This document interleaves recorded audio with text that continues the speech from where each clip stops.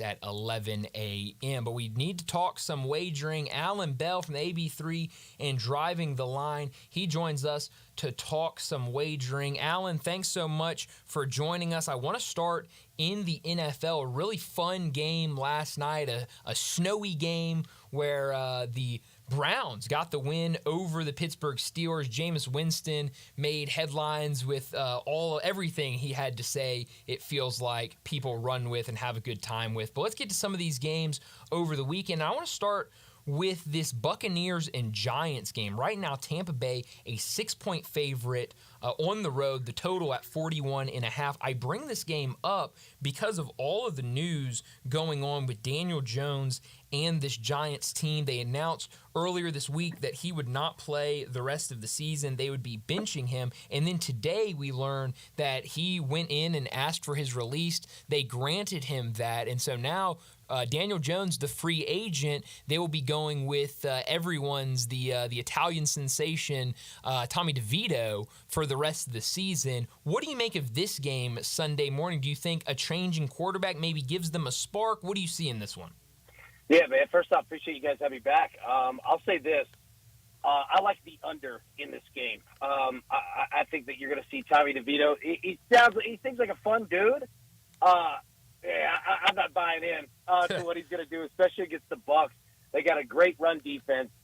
They've got a really good defensive line, and what I mean by that is that they're going to make New York one-dimensional. They're going to make Tommy DeVito have to beat him in the air. Buddy, I don't know if they're going to be able to do that. I see this being a really low-scoring game. The Bucs will throw the ball a lot because that's what they do. However, they might not have to. You know what I mean? Like, they might run the football as well. I just see this being a really low-scoring game. That's a big move. Like, number one, benching him. And then number two, him asking for a flat-out release and then giving it to him. That's a big locker in the locker room that's empty. You know what I mean? Like, I'm not saying it's positive, negative. Who knows? I don't know how they feel about him. But it's different. And usually that means pretty low-scoring games. I like it. I'm with you. I think that could be a low-scoring game. Let's go to my team, the Dallas Cowboys. Been a really rough season. Monday night was just tough to watch against the Houston Texans. But now on the road against the Commanders, Washington, 10.5-point favorite. This total at 45.5. What do you think about this one? Yeah, man. So, all right, I'm going to give you a stat, and I don't think you're going to like it, okay? Yeah, I'm probably not. That's kind of how this season's been. Yeah, so, all right, the Commanders, 10.5-point favorite. So, this season in the NFL, we've had 5 games so far where we've had a double-digit favorite, okay? All 5 covers in those games. Yeah. Now, look, 10.5, look, man, that's a lot of points, and I just don't know if Washington will score that many, right? Like, I don't think Cooper Rush played all that terrible against Houston. That's a really good defense, man. Look, I'm going to roll with the under in this one. I know that unders aren't fun, but 45.5, I could see this being pretty low scoring. Dan Quinn, head coach of the Commanders, obviously used to coach the defense over there in Dallas, and not that there's any hate or animosity or revenge game. He just knows that team. You know what I mean? Mm-hmm. So, yeah, like I could see Dallas giving, Washington some fits because what do you have to lose? And I could see Washington do the same thing. I'll roll with the under, especially being a division game. Yeah. Another noon game, Chiefs on the road against the Panthers. We saw the Chiefs take their first loss of the season last Sunday against the Bills, now against one of the worst teams in the NFL, the Carolina Panthers. Now, I really want to bring this game up because Kansas City, a 10.5-point favorite, the total at 42.5. I think we've talked about this stat before.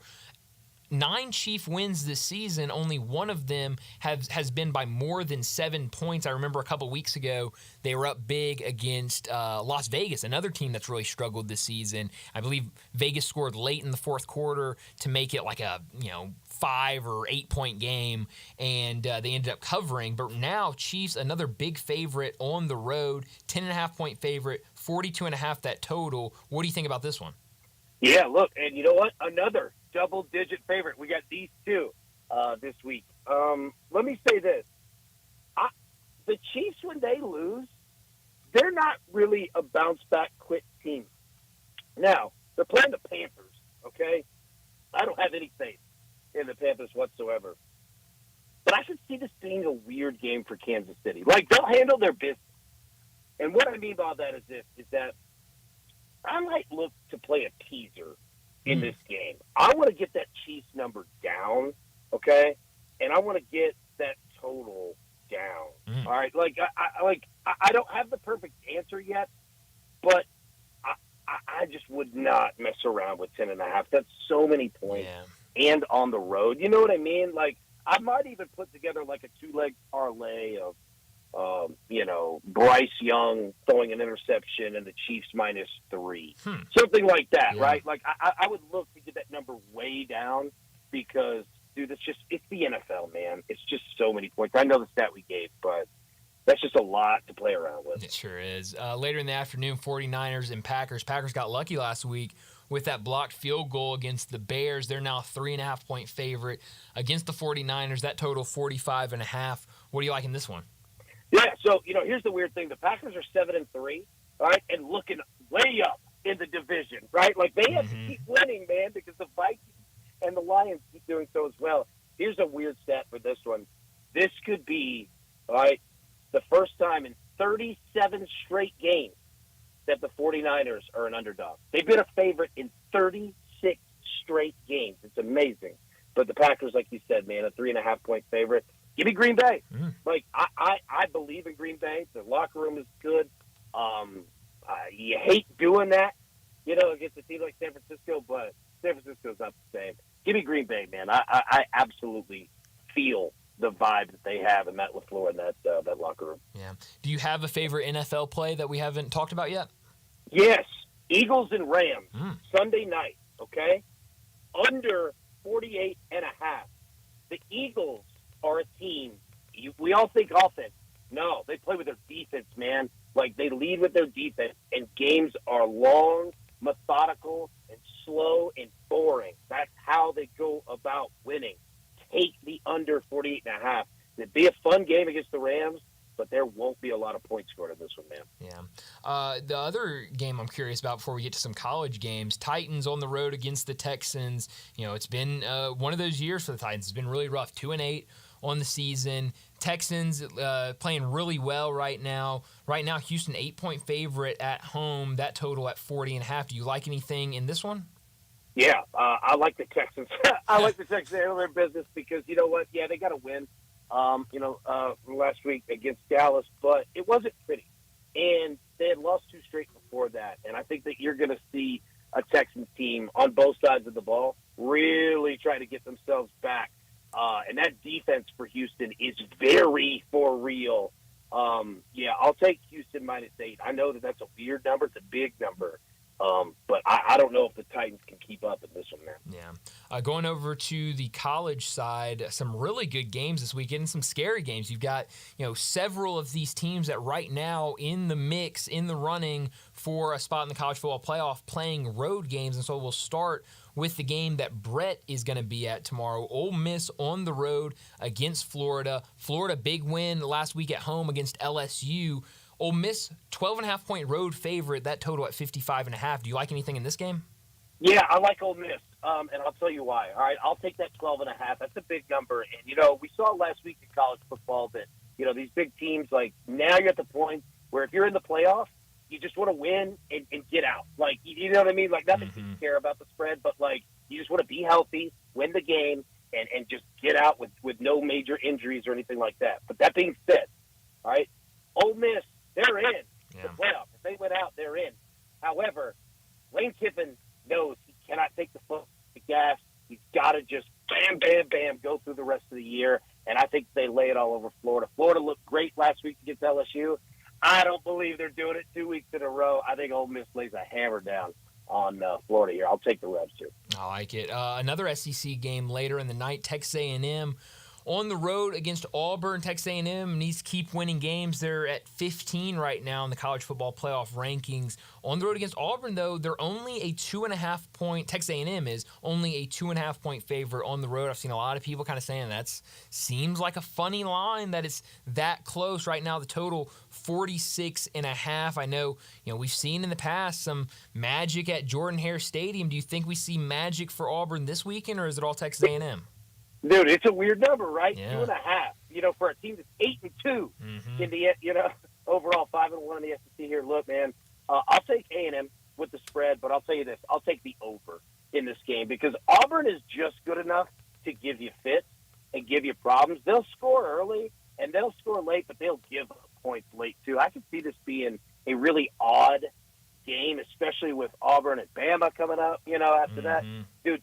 I'll take A&M, but I really like the over, and we're seeing that number. It's already jumped a point from 45.5 to 46.5, and I bet it keeps going. Yeah. You're going to get on it now. Yeah, there'll be a lot of points scored.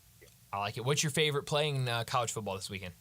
Man, all right, great question, and I'll tell you this: give me Ohio State or Indiana and Ohio State over 52.5. I think it's going to be a really fun game. I think you're going to see two teams that really have to go at, this is kind of a must-win for both teams. As weird as that sounds for 5-2, but they're going to have to go, and they're going to have to score. In Indiana, they know. Just all up against the win. Throw it out there. I like the over. There'll be a ton of points scored in this one. It's going to be a fun game, man. Awesome, Alan. Alan, we appreciate you every single week hopping on and giving us some picks for the weekend. We're going to be off next week with Ole Miss playing in the afternoon on Friday. We won't be doing a show. So happy Thanksgiving to you and your family, and we'll catch back up with you in a couple weeks, all right? Man, you too, and everybody, all the listeners, happy Thanksgiving. Take care, buddy. Thank you. Thanks, Alan. Alan Bell joining us from the AB3 and Driving the Line. Talk some wagerings and giving us some good picks. He loves that over in the Indiana-Ohio State game, which I think, I hope we get the over in that game because that would mean fireworks. That would mean a really, really good game. Unless it's like, Ohio State goes out there and puts up 50 and, gets it by themselves or, and Indiana puts up, a touchdown. But hopefully we get a good game. Hopefully it is a tightly contested game. But, man, I'm also a huge Titans fan. But, man, it's been a bad year. It's almost like how you feel with your Cowboys is how I'm feeling with my Titans. We're struggling this year, but a smart and reasonable man would take the Texans as well. Yeah. Well, that's what I was kind of surprised when his favorite play of the week wasn't Titans and Texans because usually he likes something and he's in Nashville. He watches a lot of Titans. They've not been a very good team, so he'll either fade them or he'll go with a total in that game. But says he likes Texans -8, but his favorite play in the NFL, Eagles-Rams under 48.5. So a lot of good stuff from Alan, but we need to go ahead, get to another break. When we come back, we'll talk more about Tigers in San Francisco. Tigers pick up a really solid win over the Dons. Now they get ready to take on UConn in Maui. We'll talk about that and more next on Sports Time. We are real sports talk. Sports 56 WHBQ. Available on your radio dial at 560 AM and 98.5 FM, as well as around the world online at sports56whbq.com. Take us with you everywhere by downloading the Sports 56 app. And at home, just say, Alexa, play Sports 56. Wherever you are, stay tuned in to real sports talk. Sports 56 and 98.5 FM. Summer may be over, but yard work, it goes on. Don't worry, Colonial Hardware makes it easy for you. Colonial Hardware has all the lawn and garden tools you need from the best brands in the business. Ferris, Snapper, Husqvarna, Toro, Echo, Shindaiwa, and Billigo. Servicing most brands of lawn equipment, Colonial's master service techs will keep you going year-round. Colonial Hardware, family-owned and operated, and serving you for nearly 50 years. Next to Hasbro, Magnet, Sycamore View, and online at colonialhardwareinc.com. You know the great thing about having an event catered by Central Barbecue. What was that? They turn any event into a cookout. You stole that directly from their website. Well, I didn't expect you to have looked at their website. I've got events coming up. It's the holiday season, and there's no better way to make things easier than to have Central Barbecue cater it. They have everything. Box lunches, meat platters, nacho bar kits. And half and full sheet pans of their traditional barbecue sides. I'm looking at the website right now. You're quoting it verbatim. Not exactly verbatim. Word for word. This is a new level of lazy even by your standards. That doesn't make it any less true. You can't beat Central Barbecue Catering. It's just plagiarism. You or someone you know or care about has dealt with a difficult divorce. When facing divorce, you need the attorneys at Rice Law. Nick and Larry Rice lead the firm with 3 generations and 7 decades of experience. Located in Memphis, serving the entire state of Tennessee and North Mississippi. Rice Law is who you need to call. Simple or difficult divorce, they know how to handle it. Call Rice Law at 901-526-6701, or for more information, visit them at aboutdivorce.com. That's aboutdivorce.com. If you need glass replaced, there's only one name you need to know. Binswanger Glass, the largest full-service glass company in the U.S. They've been an industry leader for over 145 years. For all your residential, commercial, or auto glass needs, Binswanger Glass is the name you need to know. 24-hour emergency service for all commercial customers, plus a nationwide warranty on all professionally installed glass. Visit Binswanger Glass in Midtown at 340 South Hollywood, across from the Liberty Bowl. Visit binswangerglass.com. Binswanger Glass. Now back to Sports Time on Sports 56 and 95 FM. This hour is brought to you by Lexus of Memphis. Here are your hosts, Brent Stack Sportsworthy and Brian Davis.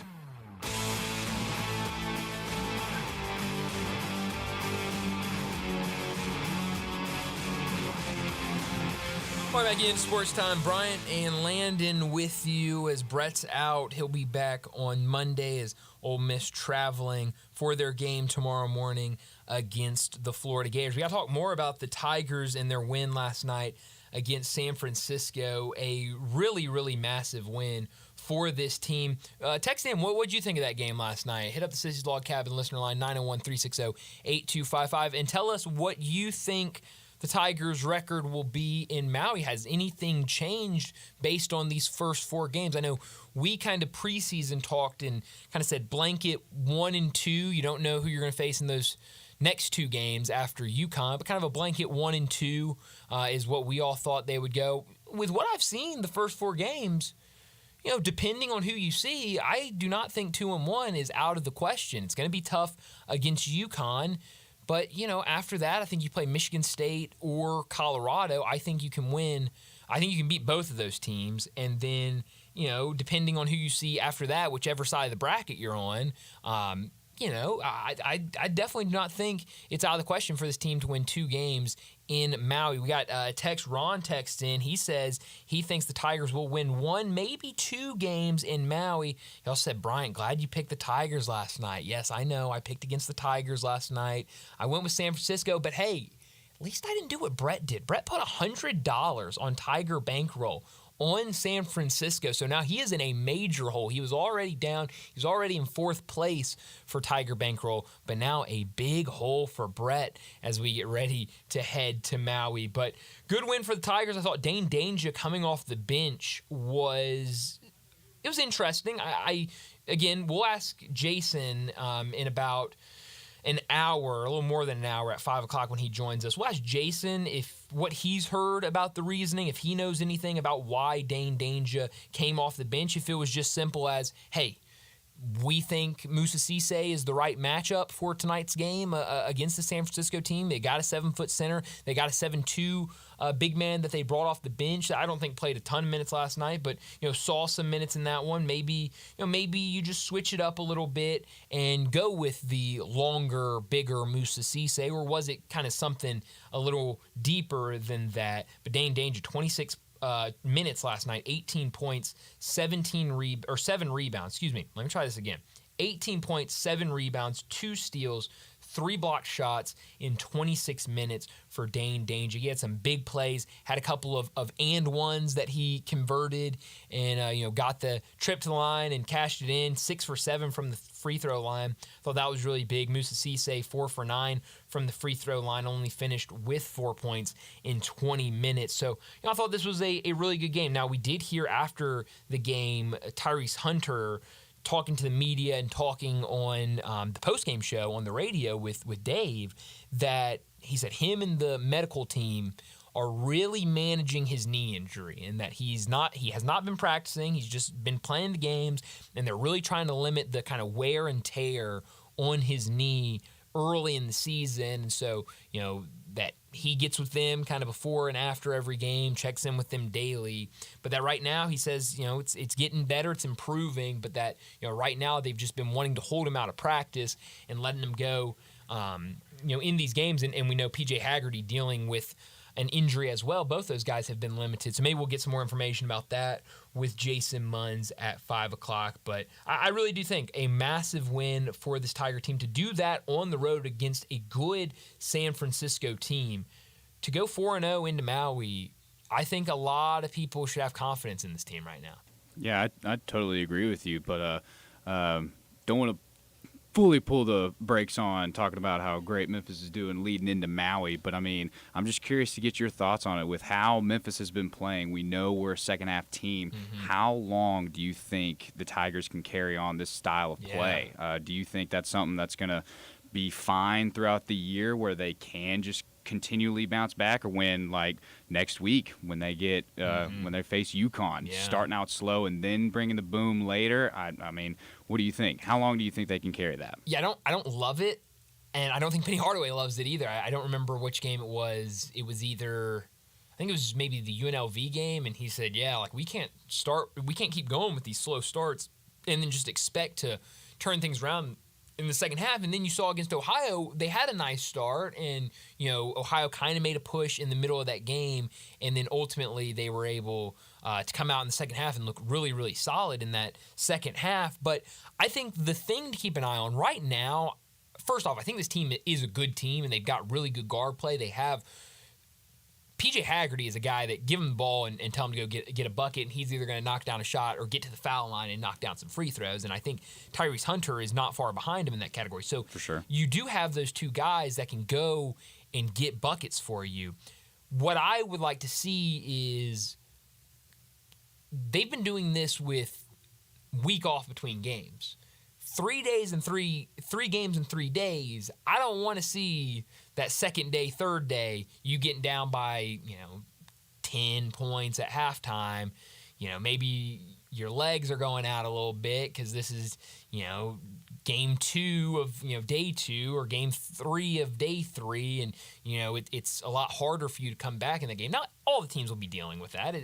There are a lot of teams have set it up where you're playing with wide gaps during the week, and then you go out and play, and now you get to these events, and you've got to play day in, day out. I don't think it's really tough for these guys to do. For one, they all have backgrounds in AAU where you're playing weekends and playing, 3 or 4 games a day, but also they're young and, their legs aren't going to go out on them. But I'll be curious to see with these back-to-back-to-back games, will they be able to go down and continue to come back? I want to see them, against UConn.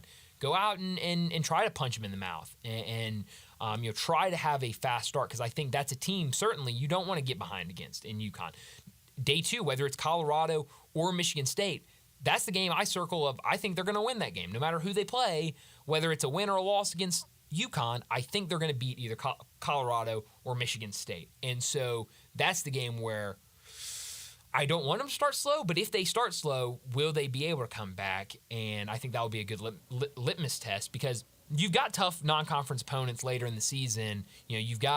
I haven't been impressed with Villanova at all, but you have Villanova, you got Clemson, you've got those 2 games against Ole Miss and Mississippi State. You don't want to continue playing this game. You might be able to play it in conference play. I don't think this conference is really good by any stretch of the imagination. So maybe you can do it in conference play. But some of those games later in the non-conference, I just don't know if you can go down and come back. But I've been saying that all 4 games, right? Like I said against UNLV, you're not going to be able to go down against UNLV and bounce back. You're not going to be able to go down against San Francisco and be able to bounce back. And they've been able to do it in 3 of the 4 games. So, I guess we'll see. This team has shown that whatever happens, you mentioned it earlier, whatever happens in that in the locker room at halftime, they get that spark and they come out and do, what they did last night, 46 points in that second half. Really, really impressive. Well, let's get to another break, wrap up this first hour, and when we come back, we'll talk some more wagering. Bruce Marshall from Vegas Insider, CBS Sports, and BAMSports.net. He'll join us next.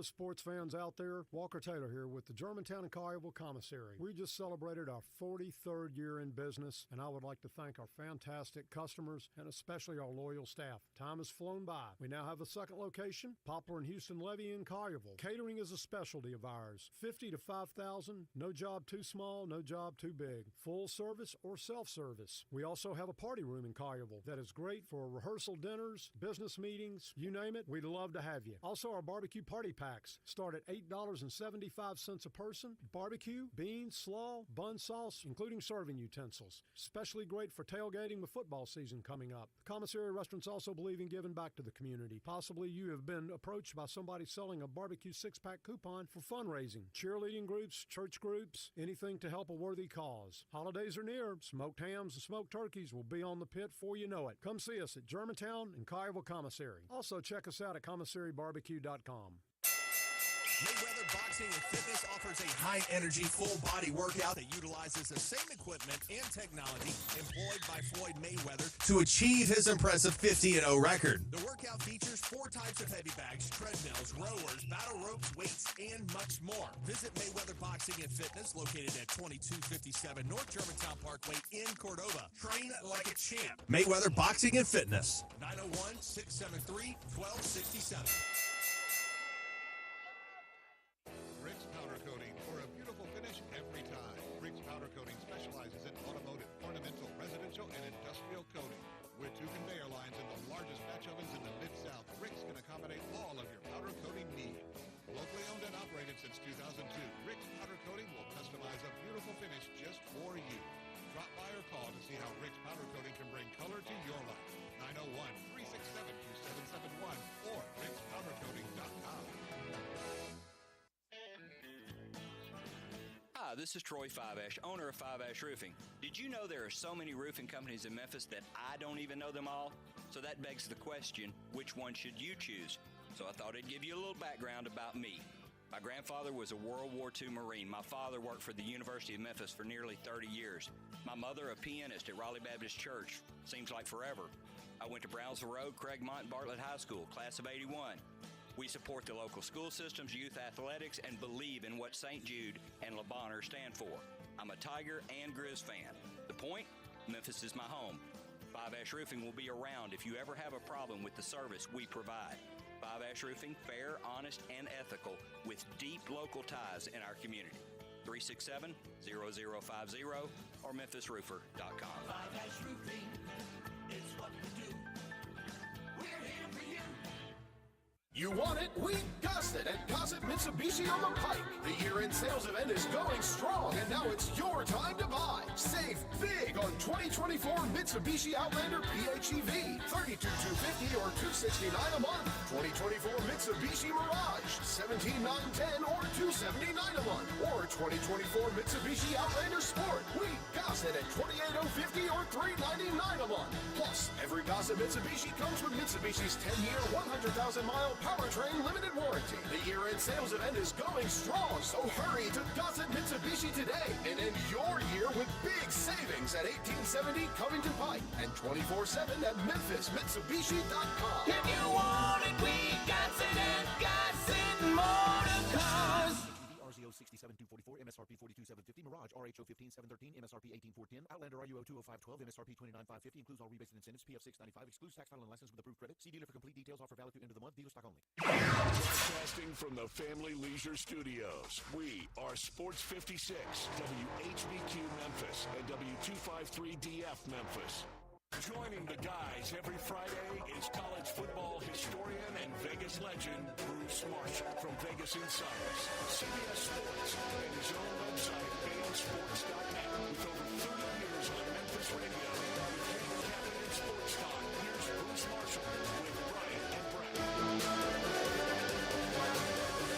Bruce Marshall joins us now from Vegas Insider, CBS Sports, and BamSports.net to talk wagering and a lot of games to get to. Bruce, thanks so much for joining us. I want to start off in college football, and let's start with the biggest game of the day. Indiana on the road against Ohio State. Right now, Ohio State, an 11-point favorite at home. The total set at 52.5 right now. What do you like in this game? Yeah, we'll see. Wait, hold on. Excuse me for 1 second here, Brian. Okay. Yeah, Coach, okay, I promise not to do that again. I'm sorry, Brian Kelly was just yelling at me, so I had to... well, you're a lot more respectful than some of his players looked like they were. Yeah, boy, they were ready to punch him last week. So, anyway, who's Ohio State, Indiana? Yes. Well, I actually think Indiana's got a shot here, having watched them all year. And I know, the best win, I'm not sure what the best win was for Indiana, but they have been dominant in every game. The Michigan game was a little bit of a slog, but Michigan can do that to you. I mean, Oregon did not have that easy a time with Michigan, or as easy as that scoreline suggested. I can just look at some comparative scores here with Indiana, what they did to UCLA back in September. And UCLA is not that bad. Played LSU and Penn State rather competitively. They had no shot against Indiana. Curtis Rourke, he'll get Heisman votes. He's not in the top couple, but I mean, what a portal ad for Kurt Cignetti, and what a story for Cignetti. I mean, he's got his contract extension. Good for him. Good for Indiana. 8 years or about $72 million. Now, great for all parties involved there. And it's not just Rourke, though. I mean, Ellison is a really good runner. Defense is allowing about 2.5 per carry. I know Ohio State's a step up from anybody they've played, but I still maintain Ohio State is not all that dynamic. I know Will Howard is good, and he's not immobile. I mean, he can move around some, but I still wonder, if Chip Kelly, I mean, his best offenses, like I said, have had very mobile quarterbacks in the past, and I don't think that this Ohio State is as dynamic as it was with Justin Fields or with C.J. Stroud in recent years. So my thought is that Indiana hangs around here, maybe doesn't win. Indiana's in good shape for the playoff anyway, Brian, even if it loses here. But if it wins, it's got a spot in the Big Ten title game against Oregon, and then both those teams are going into the 12. So I'll say Ohio State 31-27, but the Hoosiers make it interesting in the horseshoe. I like it. Well, Brett's not here today. He is actually traveling, I'm sure, in the air right now on his way down to the state of Florida for that game tomorrow morning in Gainesville. Ole Miss, a 12.5-point favorite on the road against Florida. That total at 55.5. We saw Florida last week get a win over LSU at home. Now here come the Rebels. I think two kind of different teams, Ole Miss and LSU. It felt like LSU maybe gave up a little bit in that game against Florida. On the other side, though, Ole Miss needs to keep winning. They cannot suffer a loss to Florida tomorrow. What do you think about this game? Well, Ole Miss is top quality, as we know, and but this is a spot, Brian. We talked about it in a couple of other games last week. I am really reluctant in the middle of November for highly ranked teams to go out on the road and lay double digits against competent opposition, if not good opposition. I'm not quite sure how good Florida is, but they're not as bad as we thought earlier in the year. Interesting. They've only dropped 1 point spread decision since that A&M game back in mid-September, and that was the game that Aiden Warner had to start at quarterback against Texas. Billy had two quarterbacks this year. He didn't have three, and Mertz is down, but Lagway, the freshman, I mean, we thought he might be able to help save Napier's job, and it looks like he sort of has. He was back in there last week against LSU, and they won that game, I think, easier than the score indicated. Ole Miss, a different kettle of fish, though. We know what Lane's offense could do, and this defense is lights out. Lagway, though, might be a little bit better able to deal with what the Rebels bring, especially with that pass rush that had Carson Beck on the ropes 2 weeks ago and very flustered. But Lagway is very mobile, and this is, like I said, one of those slippery slope games. I think Ole Miss wins, but I'm not sure it's going to be that easy. 27-22, Rebels, they stay on course to make the 12. But Napier, he's covering a lot of numbers the last 2 months. He might again this week. Yeah. Let's go back up to the Big Ten tomorrow afternoon. Penn State on the road against Minnesota. Minnesota's team has been pretty good this year, 6-4. We know what Penn State has done. They're number 4 in the country right now. Penn State, 11.5-point favorite on the road. That total at 44.5. Are you thinking maybe the same type of idea that we kind of just talked about in that Ole Miss Florida game? You know, Penn State gets the win, but maybe Minnesota keeps it close? I think so. It's just that late season dynamic. I mean, back in late September, I might have been willing to lay this price with Penn State into Minneapolis, but mid-November, I'm just not sure. Not that Penn State's done anything wrong. I mean, they ran up the score on Purdue last week. Purdue's really bad, by the way. They're on TV tonight against Michigan State. But Minnesota's better than Purdue. Brosmer's been, the transfer for New Hampshire has been a satisfactory quarterback there. He's been able to get the ball downfield a little bit better than Kelly Bacchus from last year, who is now at Rutgers. But a functional team that can run, the defense isn't bad, and it's just the late season dynamic. And, of course, they're playing outdoors up there. Outdoors at night, Minneapolis. There's better places to play a game, I think. And Penn State, the conditions might not be, and for this new jazzier offense with Andy Kotelnicki, not sure it's going to work so easy tonight. They'll win. I'm just not sure how easy. 27-19 Penn State. That might be a little bit over the total, but I think the total is going to be right about there. But 11.5 or so, maybe I'll give the Gophers a look. Yeah, another 2:30 start here in Memphis. BYU on the road against Arizona State, a top 25 matchup. We saw BYU lose their first game of the season last week. They've fallen outside of the top 12, but they're the highest rated Big 12 team, so they get that spot for the Big 12 champion right now. But they're on the road against Arizona State right now. ASU, a 3-point favorite. That total at 48.5. What do you like in this one? Well, a couple of things here. ASU keeps itself alive for a spot in the conference title game with a win. I mean, the winner here is in really good shape to get there, maybe against CU in the championship game. We'll see. CU's got a tough game tomorrow, too, at Kansas City. By the way, this is also the first time BYU and Arizona State have met in a conference game since 1977 when they were both in the old WAC. So something there. They're going to have their capacity crowd at Tempe tomorrow for the first time all year, apparently. But ASU is the story here. We've talked about BYU before. They were living on borrowed time and finally caught up with them last week. But they kind of seem like they're on fumes a little bit lately. The offense, it's just not working as smoothly, and Retzlaff's having more trouble making plays downfield than he was earlier in the season. 2 really close games in a row. They lost the second one to Kansas. They also had a close call against Oak State a few weeks ago. So they haven't been all that convincing. I really like what ASU has done. Kenny Dillingham, maybe. I mean, a lot of the attention of the Big 12 has gone to Sataki and especially Dion, but I think Dillingham deserves a lot. They're 8-2.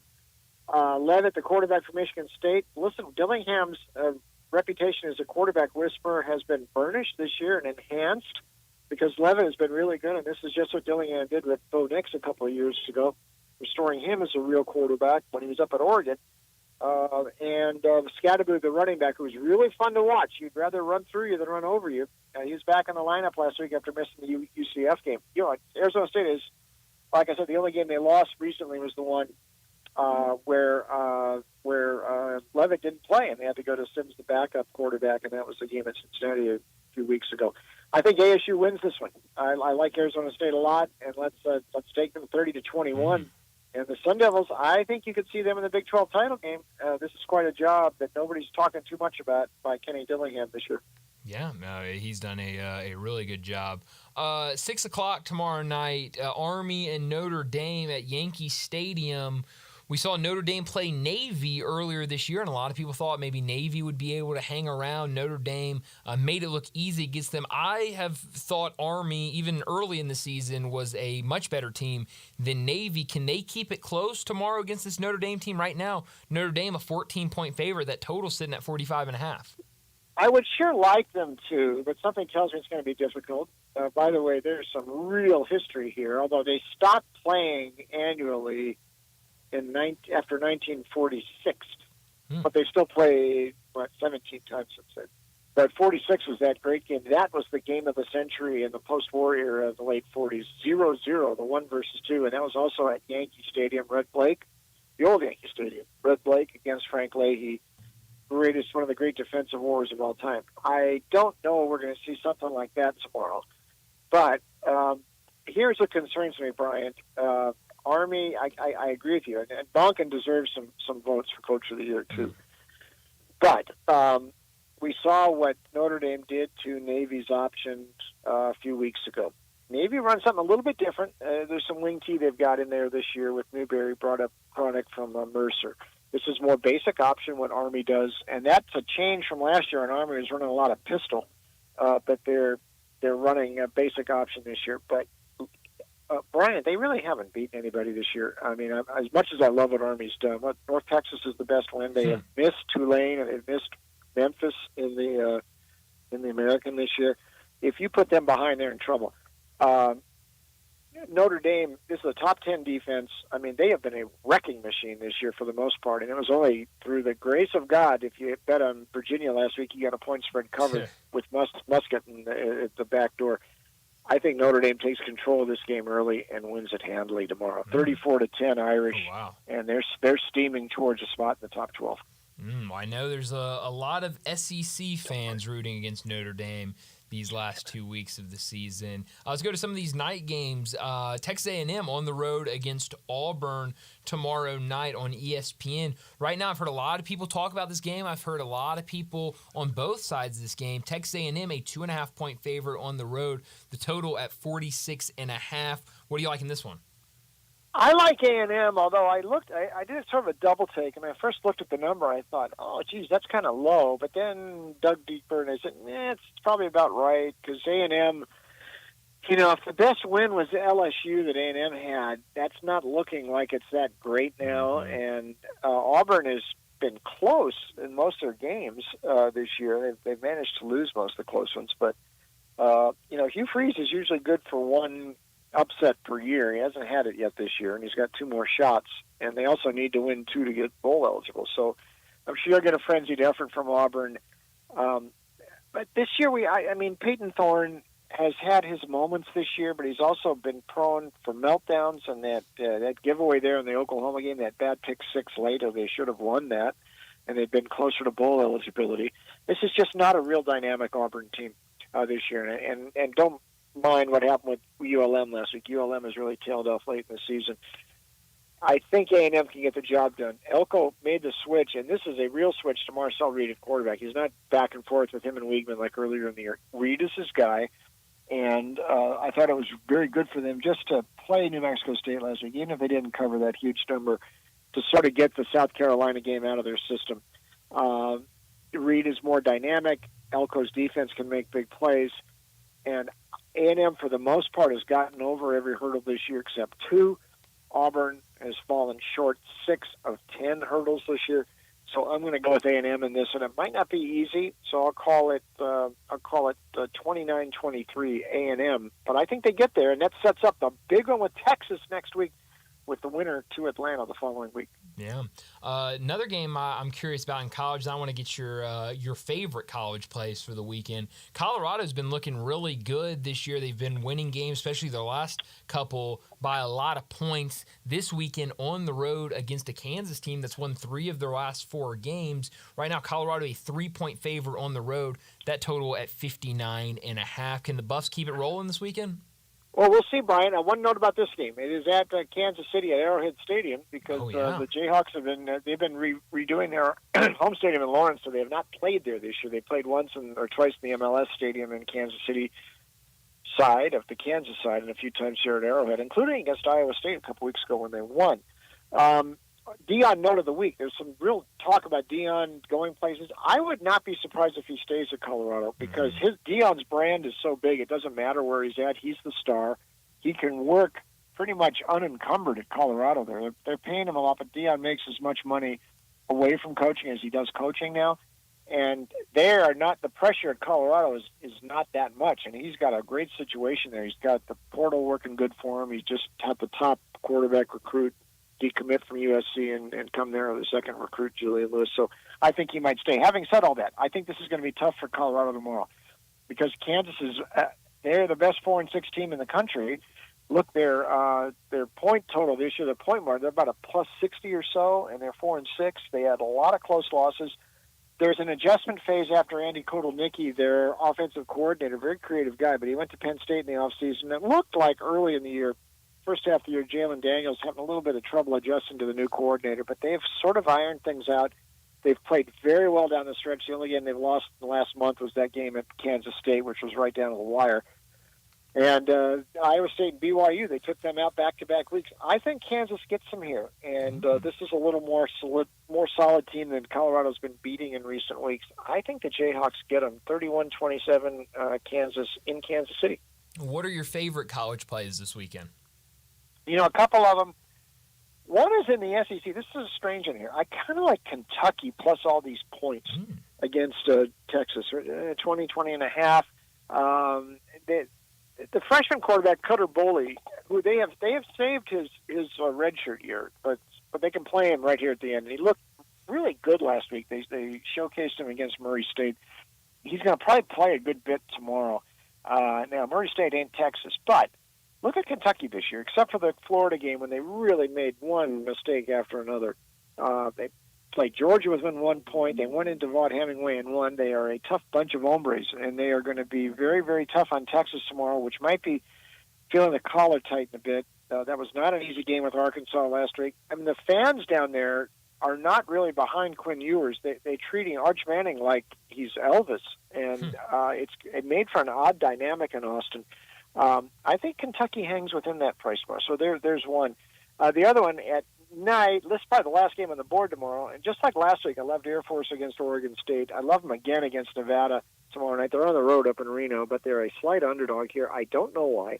Nevada's had a couple of good losses, Boise and SMU, where they've played well, but they're still 3-8.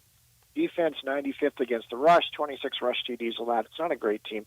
Air Force is Air Force again. They got the option running again. 344 rushing against Fresno, 45 minutes possession, 271 last week against Oregon State. Another 41 minutes of possession since Troy Calhoun made the switch at quarterback to Quentin Hayes, a sophomore who is really kind of electric, much more of a dynamic threat than John Boucher, who was in there earlier in the year.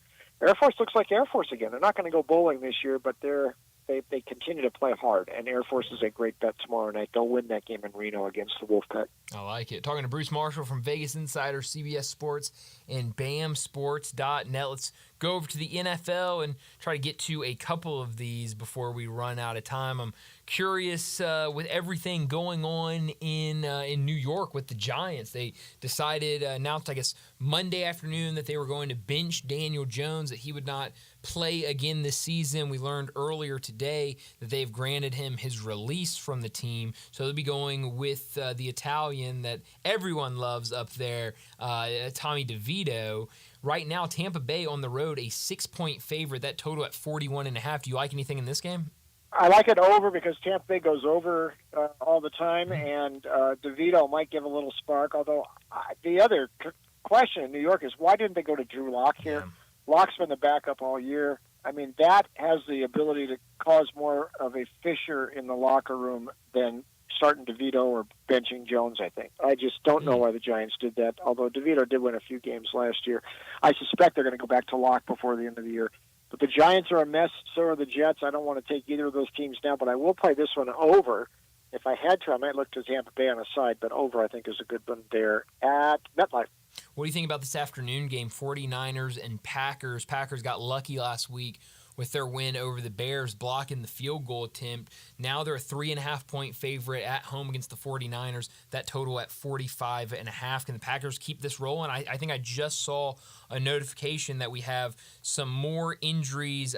Kyle Shanahan just announced that Brock Purdy will be out, and so will Nick Bosa on the defensive side. So obviously that's going to probably impact this line. I'm sure that will move in favor of the Packers. What do you think about this game Sunday afternoon? Yeah, if Purdy's out, that takes me off the Niners because I think I would have gone with San Francisco had he been in there. But they are thin behind him. Brandon Allen and Josh Dobbs are the guys behind Purdy. This is too many injuries now. Kittle questionable. He may come back, but we know Ayuk is out and if Bosa is out too. This is looking like 2020 when the Niners were completely decimated.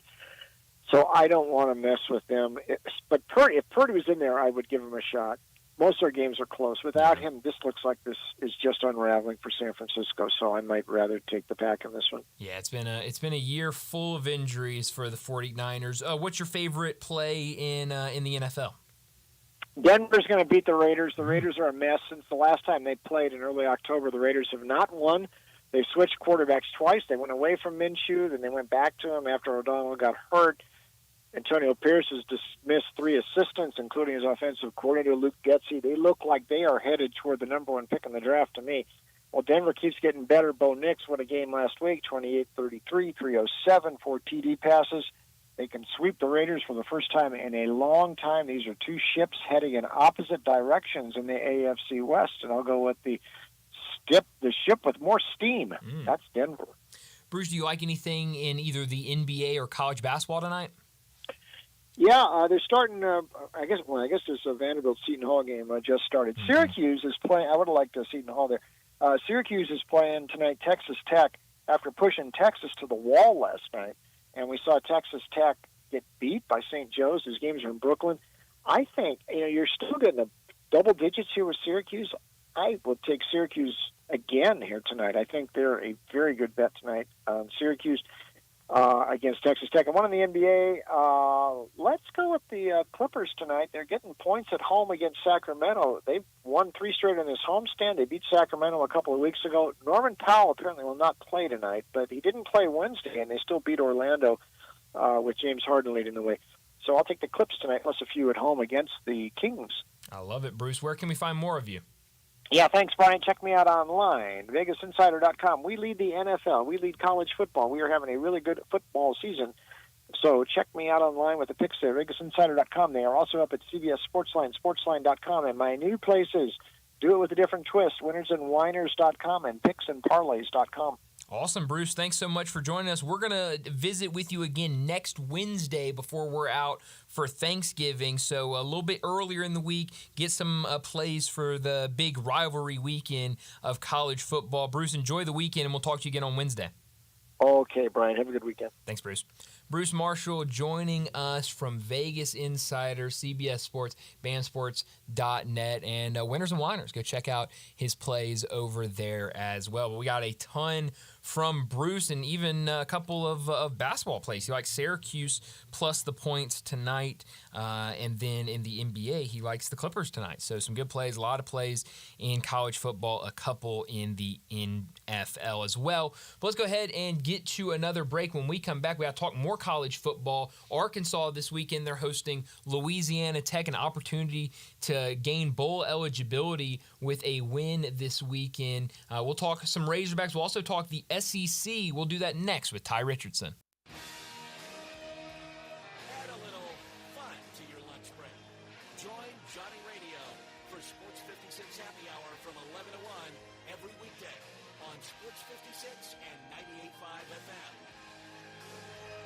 Fall is football at the Owner's Box Sports Bar and Grill in Lakeland, Town Square. Monday through Friday is happy hour from 3 to 6 with $1 off all draft meals, $5 off well drinks, $4.50 for house wine, and half off pretzel bites, mozzarella sticks, queso, corn dogs, and pickles. Enjoy Friday night lights from 7 to closing. Dine in and buy 12 wings, get 5 regular wings for free. Come watch college football and every pro game on the weekends. All at the Owner's Box Sports Bar and Grill in Lakeland, Town Square, Highway 70. Fall is football. I'm Gary York. I'm the service director at Lexus in Memphis. Our service department wants to be more than just a place where you get your oil changed. We do glass repair, windshield replacement, recalibration of your camera and sonar systems, even wheel repair, tire replacement, all the things you would expect from a luxury automotive dealer. Please check out our website. You can schedule your appointment, check out our specials, hours of operation, or if you'd like to do it in person, please reach out to one of our associates at 901-271-5199. You or someone you know or care about has dealt with a difficult divorce. When facing divorce, you need the attorneys at Rice Law. Nick and Larry Rice lead the firm with 3 generations and 7 decades of experience. Located in Memphis, serving the entire state of Tennessee and North Mississippi. Rice Law is who you need to call. Simple or difficult divorce, they know how to handle it. Call Rice Law at 901-526-6701, or for more information, visit them at aboutdivorce.com. That's aboutdivorce.com. Cashback is not available on gas in New Jersey and Wisconsin. Billy, your gas light's on. We need to stop and fill up. No way, Jen. Gas around here is too expensive. We can make it a little further. Billy, listen to your big sister. You don't need to drive all over searching for the lowest gas prices. Do what I do and use Upside. Upside? Do you live under a rock, Billy? Upside is the hottest cashback app out there. It's free to download, and you get real cash back for every gallon of gas you buy. I use it all the time, and I've already made around $200. You can make that kind of cash back just for buying the gas you have to buy anyway? Yes, I'm looking at the Upside app now, and there's a gas station at the next exit offering 25 cents per gallon cash back. Okay, I'm stopping to download Upside and fill up my tank. Download the free Upside app now to earn cash back every time you buy gas. Use promo code FRIEND to get an extra 25 cents per gallon on your first tank. You can cash out anytime right to your bank, to PayPal, or a gift card for Amazon and other brands. Just download the free Upside app and use promo code FRIEND for a 25 cents per gallon bonus on your first tank. That's code FRIEND for a 25 cents per gallon bonus. Join us celebrating 26 years of Napa Cafe. Hi, I'm Glenda Hastings, owner of Napa Cafe, and I'm inviting you over for dinner. Treat yourself tonight with a delightful dinner of scrumptious combinations, fresh salads, homemade soups, or maybe start with an appetizer like our baked Dungeness crab dip with manchego cheese, lemon, garlic, and French baguette toast. Drift into one of our fresh seafood dishes like the caramelized sea scallops with curry beurre blanc, black forbidden rice, and Thai mango salad. Or our ancho honey glazed salmon with creamy black bean puree, avocado pico de gallo, and jalapeno crema. Maybe you're looking for something cozy and comforting, like our Duroc pork chop with apple brandy demi-glaze and blue cheese bacon mashed potatoes. We have something for everyone. Napa Cafe, open Wednesday through Saturday for dinner starting at 5 o'clock. For reservations, visit our website at napacafe.com. Come join us as we celebrate 26 years of Napa Cafe. I'd sure love to see you. Rock and Roll Hall of Famer Felix Cavalieri, founding member of the Rascals, will be performing with Six Wire at this year's AutoZone Liberty Bowl, and you'll want to be there too. You'll hear all the iconic hits at the President's Gala on December 26th in Peabody, and at halftime at the 66th AutoZone Liberty Bowl on December 27th. Get your tickets today by calling the AutoZone Liberty Bowl at 795-7700. The Tennessee Highway Safety Office reminds you that fans don't let fans drive drunk. Time to talk Razorbacks on Sports Time. Joining the guys is Ty Richardson from ESPN Arkansas to talk all things Hogs and SEC. On Twitter X at Ty Sports Radio, here's Ty Richardson with Bryant and Brett. Come on, all you Razorback fans, let's stand up and call those Hogs!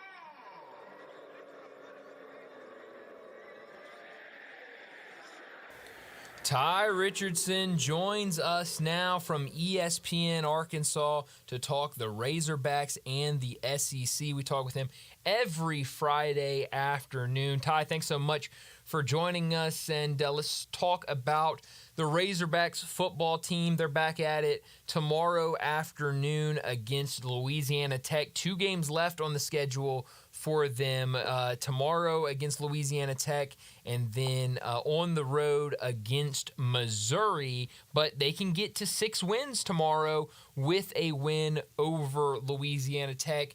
But this game will come after losing 3 of the last 4 games. What is the feeling been? What has y'all's text and call line been this week before the La Tech game? Well, guys, they had a pretty solid performance against Texas defensively. That was as good as they played all season on that side of football. Offense, once again after a bye, looked like a disaster.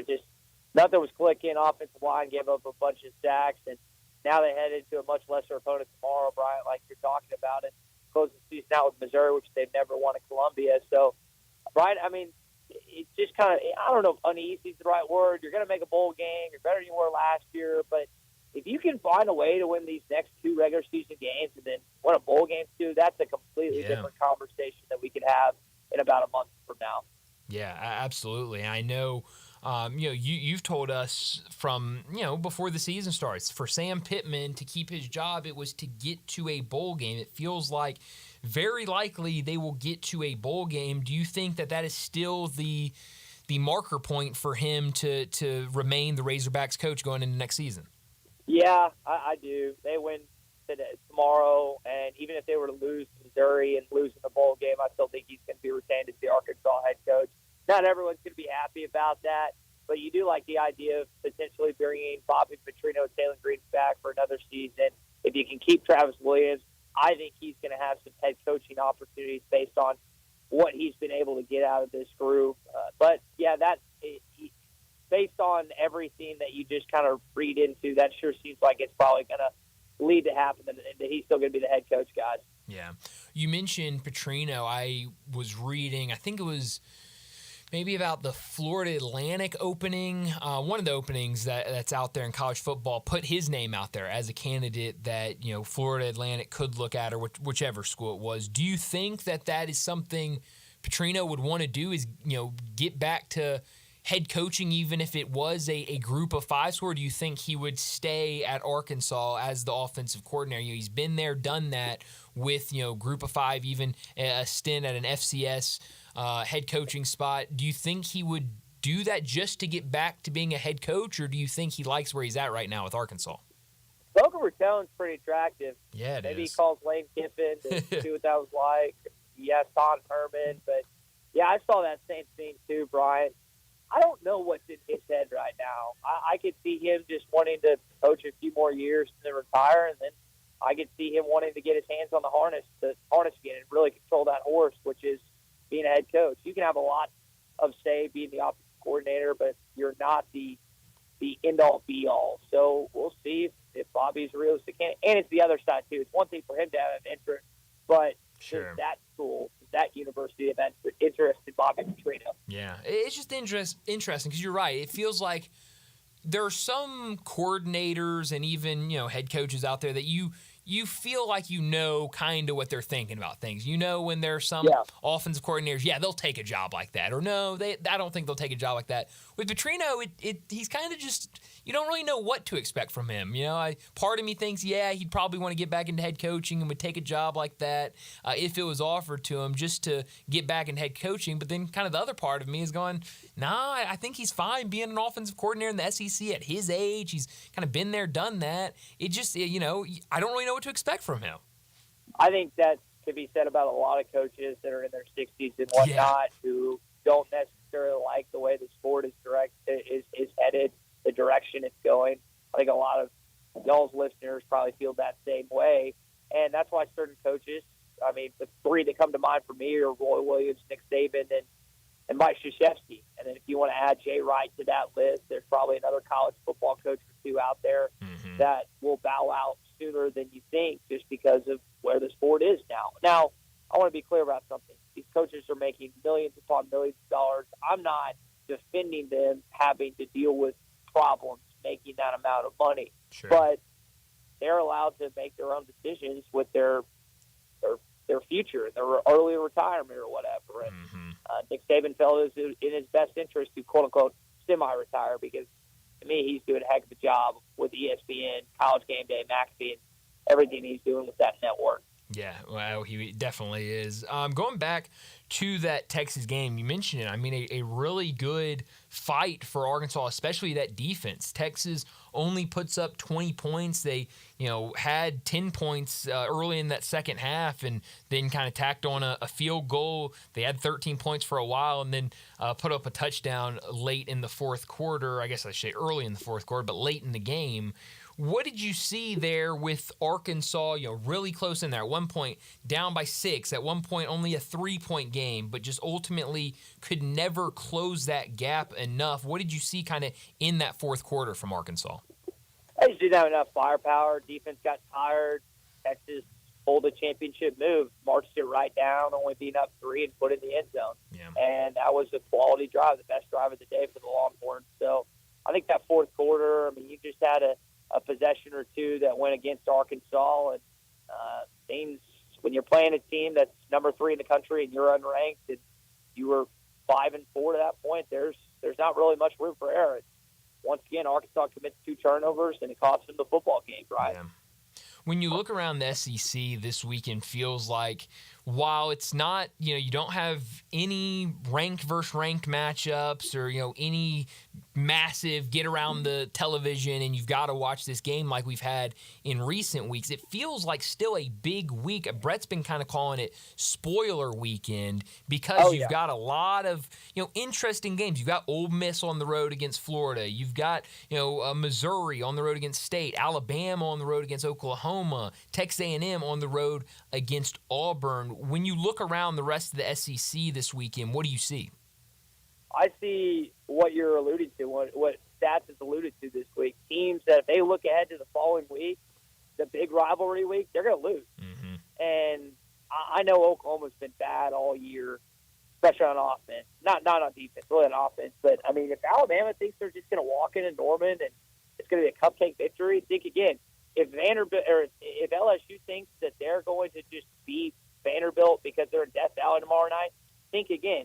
If A&M is looking to the Longhorns the next weekend, they're going to lose to Auburn. Yeah. So that frame of mind that you're talking about, Brian, I think that you and Stats have been discussing all week is spot on, man. I couldn't agree more with that. Yeah, it's going to be fun. I mean, it starts early on ABC with that Ole Miss-Florida game. I mean, Florida just got done beating LSU last week, and now Ole Miss goes into town. And, right there, number 9 in the college football playoff rankings. Definitely not a game that you want to lose if you're Ole Miss. Going to the college football playoff rankings real quick, it feels like there's going to be an SEC team that you could make an argument deserves to be in, but probably going to be on the wrong side of the bracket when it's ultimately revealed after those conference championships. What have you thought about kind of the college football playoff rankings that we've seen so far, and some of these teams like Tennessee that's kind of right there on the edge? They're number 11 in the rankings, but because of conference championships and those teams getting in, they were on the outside of the bracket. I think that the SEC did themselves a disservice in certain non-conference games this season. And I think the College Football Playoff Committee is making too big of a deal out of the idea that certain Big Ten teams, just because they have 1 or 0 losses, that means they're greater than SEC opponents. Or Memphis, Tennessee is SEC country. And Tigers, SEC country. And I think that it's pretty understood, like, better teams are in the Southeastern Conference. And it's going to play out, I think, in the college football playoffs, despite going up north and playing some really terrain that SEC teams don't have to deal with in November. It gets cold in certain SEC towns, but not to the degree as, say, State College or Bloomington or Columbus, Ohio. So it's gonna be interesting. I am really curious. 2 weeks from today, Brian, and I can't remember if they do it on Sunday or when they announce it, but after Conference Championship Sunday, I guess it'll be 3 weeks, I should say, what that looks like, who's going where, and who's going to represent who for the college football playoff. Yeah. Lane Kiffin made some headlines earlier this week by saying that he had heard other coaches in the conference. He didn't say himself, but he said other coaches in the conference have kind of voiced their frustration or angst, worry, whatever you want to call it, about the conference championship, basically saying they'd rather not play in the conference championship game because if you are one of these 2-loss SEC teams, you go and you lose in the conference championship game, that could put you on the wrong side of the bracket, which, at the end of the day, doesn't make much sense because you were good enough to make the SEC conference championship. Do you think in a couple of years that we see the end of the conference championship game, or do you think we see them kind of alter the bracket to where if you make your championship game, you get a spot? How do you think this works out? Because that definitely seems like an issue that's going to plague the SEC. If it doesn't plague them this year, it feels like it will in the next couple of years. Brian, we saw it plague Georgia last year. Yeah. They lost 1 game all season. It's not one to Alabama. They got knocked out. And I think you've seen it happen before in other conferences. I asked that same question this week, Brian. It was shot down pretty quickly. The money's the biggest thing. Mercedes-Benz Stadium, the tie-in, SEC with ESPN and ABC. I mean, they want that game. They want that audience. So from a monetary standpoint and fiscally, it's just not going to change. But I think they're like, if you're a coach and you've got 2 losses and you have an opportunity to play for a game that would knock you out if you lose, But if you win, you're automatically in. Like, I don't know if the reward is enough for just to get a bye in the college football playoff when you can get a bye by not making the SEC championship. I'm not advocating that coaches would throw games or anything, but that's a real conversation that's going to be had at the SEC spring meeting and probably already has been had, just because these coaches, like, it's one thing to, like, have stuff in theory, but when it actually plays out like it could potentially 3 weeks in Atlanta, Georgia, that's going to be a real interesting dynamic with the Southeastern Conference coaches, athletics directors, and everyone that's on the leadership team in Birmingham. Yeah. Talking Ty Richardson, he joins us every week from ESPN Arkansas to talk the Razorbacks and the SEC. Real quick, I want to jump over to Arkansas basketball. Earlier this week, they got a 91-72 win over Pacific. Now 3-1 on the season. That only lost in a neutral site game against Baylor. Tonight, they'll face off against Little Rock at Bud Walton Arena. They've got Maryland Eastern Shore on Monday before a pretty big game on Thanksgiving against Illinois. Illinois let Alabama get 100 without Mark Sears adding a single point earlier this week. That was weird. It was very weird. I've not been very impressed with this Illinois team. I've seen them twice. Saw them in the exhibition against Ole Miss and then against Alabama. I haven't been too impressed with them, but what have you seen from Arkansas to start the season, and what do you expect to see over these next 3 games, including that big game against Illinois? So that's on Thanksgiving, which Arkansas was originally slated to play in San Diego. I think it was an Aaron Musselman connection, and now you got this game. I don't expect much here in these next couple of weeks for Arkansas. They're dealing with injuries right now, and Cal's teams typically don't pick it up until February in the conference. So, I mean, I would love to see some non-conference wins, but I'm not necessarily expecting it. You just want them to get healthy, Brian. I mean, they're doing this 9-man rotation from the jump, and a lot of times coaches end up doing that at the end of the year, but that's what Cal's been rolling out with since the start of the season. You just hope injuries don't catch up to this this basketball team, because they've started to in the offseason. They have to at the start of the season. You don't want them near postseason play at all, Brian. No, yeah, I mean, I guess the one thing is you would rather them happen early in the season rather than late, but you certainly don't want to get into where, kind of throughout the season you got guys dealing with lingering injuries and stuff like that. But hopefully, a solid week for this team, Little Rock, Maryland Eastern Shore, and then I think, a good opportunity for another win against Illinois should be a lot of fun. Well, Ty, I know you're on the road heading to Nashville. Safe travels. Enjoy the weekend. And then we will not be on next Friday with Ole Miss playing the Egg Bowl that afternoon. So happy Thanksgiving, and we'll catch up with you in a couple weeks. Brian, happy Thanksgiving. Take a look outside of your window when you go to break. There's a beautiful sunset here in the Tennessee skies. I think it's well worth your time this afternoon. I will definitely have to do that, Ty. Thanks. We'll talk to you later. See you, buddy. Thanks, man. Ty Richardson joining us from ESPN Arkansas. When I talked to him, when we got him on the phone, he said he was driving through Jackson, Tennessee, as he makes his way to a little weekend out in Nashville. So I know he'll have fun out there, but I'm sure we'll be keeping an eye on this Little Rock, Arkansas game tonight at Bud Walton Arena. Should be fun. I think Little Rock in their conference could be a team to look out for. I think they've got some good pieces. I know they're also dealing with injuries to start the season. So that should be fun. I think Arkansas will get a comfortable win. I think they'll beat Maryland Eastern Shore, and then I really do think they'll beat Illinois. That game at T-Mobile Center in Kansas City, Missouri on Thanksgiving. So some good games coming up for Arkansas, and then on the football side, tomorrow afternoon against La Tech. Well, let's go ahead and get to another break, and when we come back, it'll be time for Big Number of the Day. Join the voice of the Tigers, Dave Woloshin, for Wolo and Friends. Weekday mornings from 10 to 11. Here on Sports 56 and 98.5 FM. What a great time of year. Football, basketball, baseball, golf, and home sales. Home sales? This is Sheldon Rosengarten with Mark's Ben Swerf Realtors. And why did I throw in home sales at this time of year? Because I have sold homes on the day before Thanksgiving, Christmas Eve, and New Year's Day. Whether it's someone transferring in through a relocation network or someone just starting their home search, homes sell all year long, just like my golf game being bad all year long. I may be called Mr. Three-Putt, but at least I'm consistent. If you or someone you know is thinking of selling, make sure and talk to 2 to 3 real estate brokers, but make sure I'm one of them. Find out how my highly successful strategic marketing program can get the winning score you need.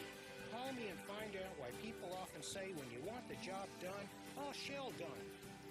483-0546 or MemphisRelocate.com. Go for that goal and call me. Shell Dunn at 483-0546 or MemphisRelocate.com. Hi, this is Troy Five Ash, owner of Five Ash Roofing. I have been told that my ads are all business and I should share some of my personality. Okay, I love tongue twisters, like the one about the terrific tasting toast by Taste Tester Toaster, or Big Black Bugs, Bleed Blue Blood, and of course Sally and her seashells. Or of course the ever-present I'm a Mother Pheasant Plucker, I Pluck Mother Pheasants. Okay, enough of that. If you want an honest, fair, reasonable roofing, siding, or gutter estimate, call 5-Ash Roofing at 367-0050.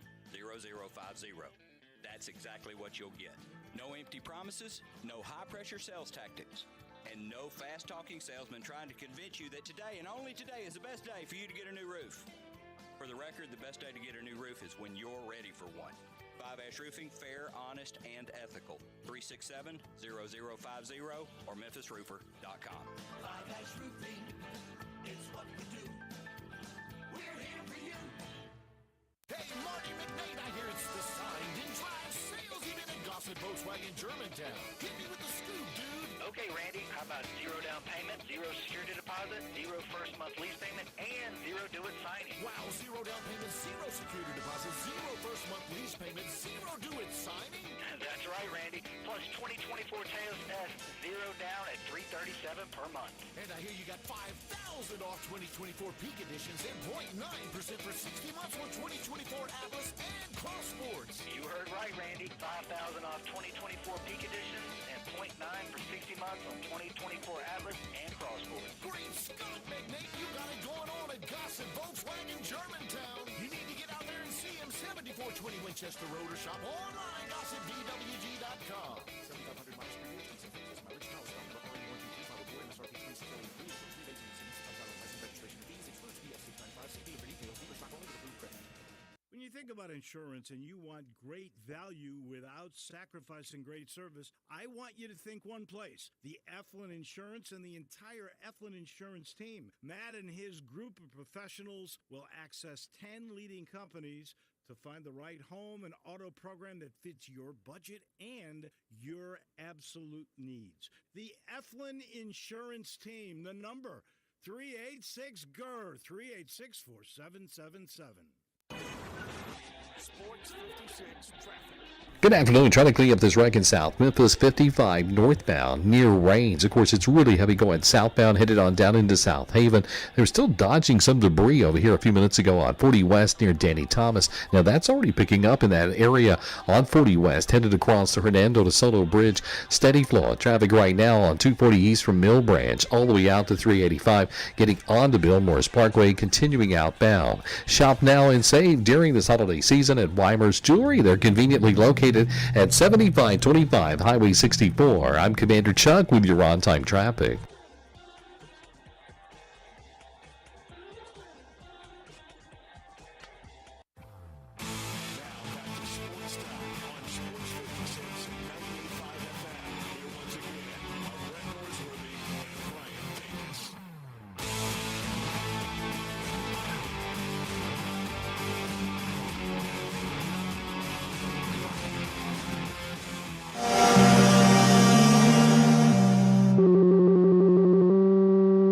Big Daddy. Hello, Big Brand. It's a guy, he wants to be big, then he gets big, he doesn't want to be big anymore, then he gets small, but the suit's too big. Big Daddy. The big boy. You're a big guy. I think she's trying to pull a fast one on Big Daddy. The big number of the day.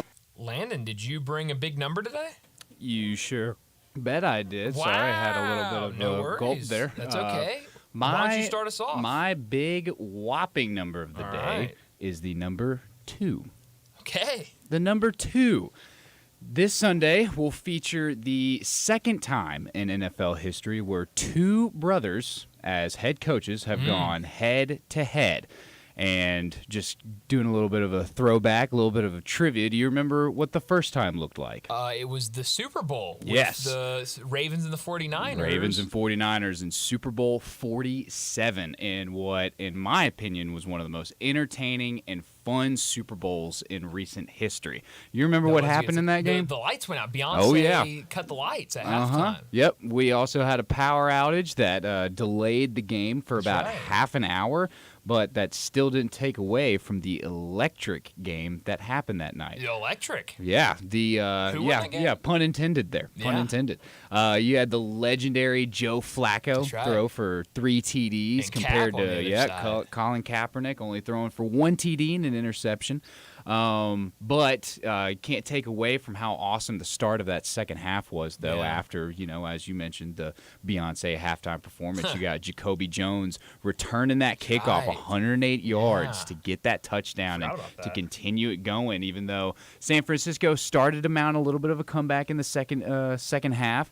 The Ravens captured that game and ended up winning Super Bowl 47. That was also the year that, if you remember, that the Ravens just barely squeaked in to getting into the Super Bowl. You remember that game? Who that was against? I don't remember who it was against, but I do remember everyone talking about, like, wow, they, Well, it was that busted coverage against the Denver Broncos where the secondary was on lockdown and Joe Flacco lobs that ball up and it's caught by the Ravens on the last play of the game for them to go into overtime, kick that field goal and win 38-35.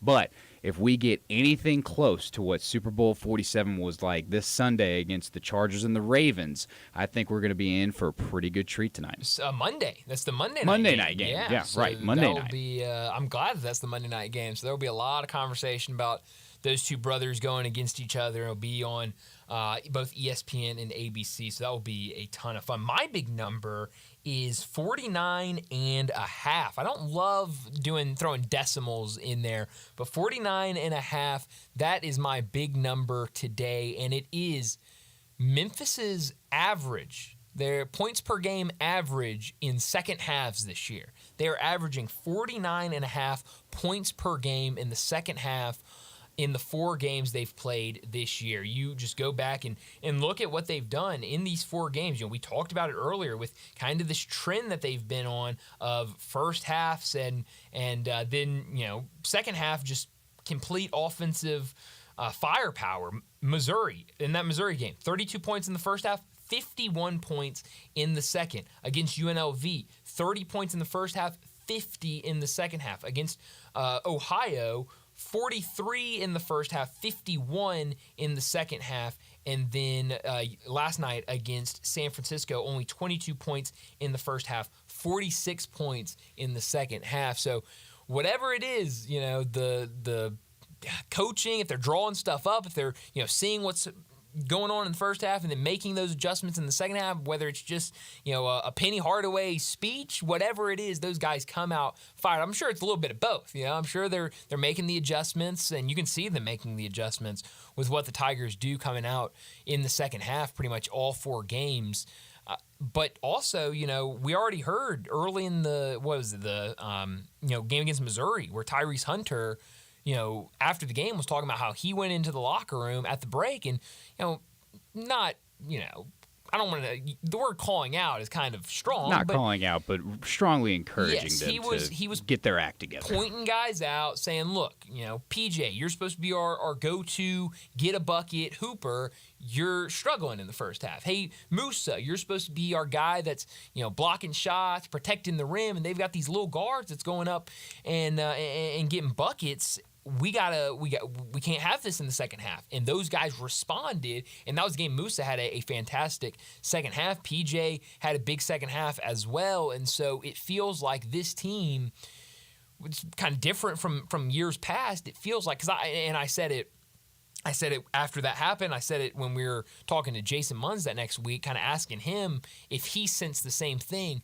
It doesn't feel like last year's team would have been able to respond like that. It feels like last year's team, and even some other teams that Penny Hardaway has had, feels like there would have been finger pointing and kind of, moping around a little bit. And you don't see that with this team. It feels like it's a good collection of guys that, want to be held accountable, and it feels like they have a good bond early in the season. So hopefully that continues.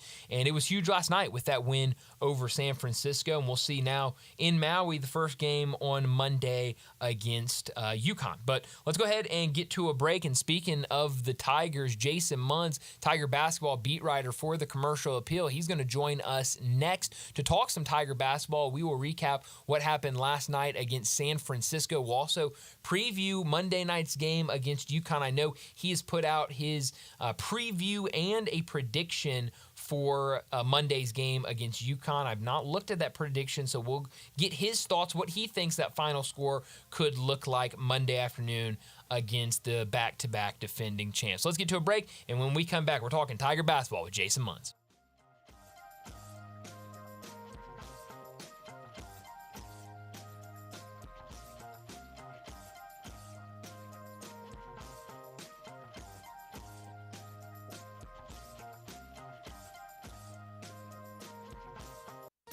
Spencer here with ATC Fitness. There's no better time of the year than now. Football and fitness go hand in hand in the fall. And with individual screens on each piece of cardio and multiple big screens throughout the rest of the club, you'll never miss a bit of the action watching your favorite team. ATC Fitness continues to be the Mid-South's choice for fitness, family-owned for 30 years, and proud supporters of Coach Silverfield and the Memphis Tigers. Join online at atcfitness.com. ATC Fitness. Exercise your right to look good.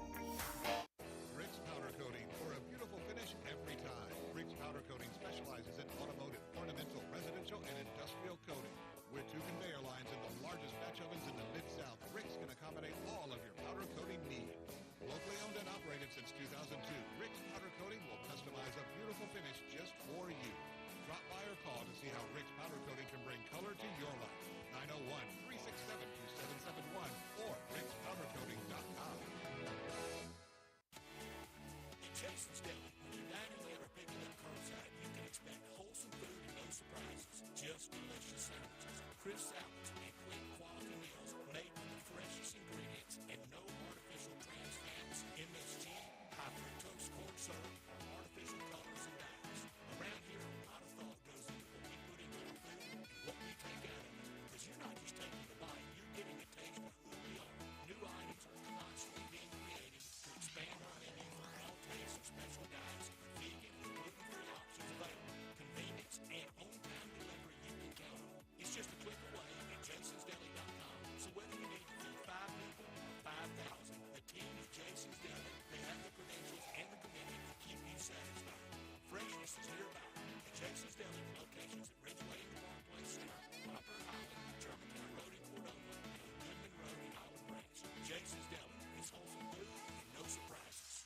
Bobby J's ready to start the season of tradition and Gossett Kia on Covington Pike, and that means it's the right time to let Bobby J put you in a new Kia today. 2025 Kia K4 LXS at $199 a month, less than $7 a day for a new ride. And 2024 K5 $269 a month, both $34.99 due at signing. All 24-month lease plus spacious 8-seater SUV, high towing capacity, and all-terrain tires in 2025. Tell your ride $348 a month, $39.99 due at signing. Plus, get peace of mind with Kia's 10-year, 100,000-mile powertrain limited warranty. So call Bobby J and let him put you in a new Kia today. Gossett Kia 1900 Covington Pike online, KiaCovingtonPike.com. If you want it, we got it at Gossett Motor Cars. 650 acquisition fee, K4 LXS, SEO 29100, MSRP 24230, Telluride RG 529 196, MSRP 41730, K5 S53 23133, MSRP 28330. Must finance through Kia. Excludes tax title and license with approved credit. Dealer stock only. See dealer for complete details. Valid through 12/2/24. Find what you love what you find. Total Wine and More. So much waiting for you. All kinds of beers, thousands of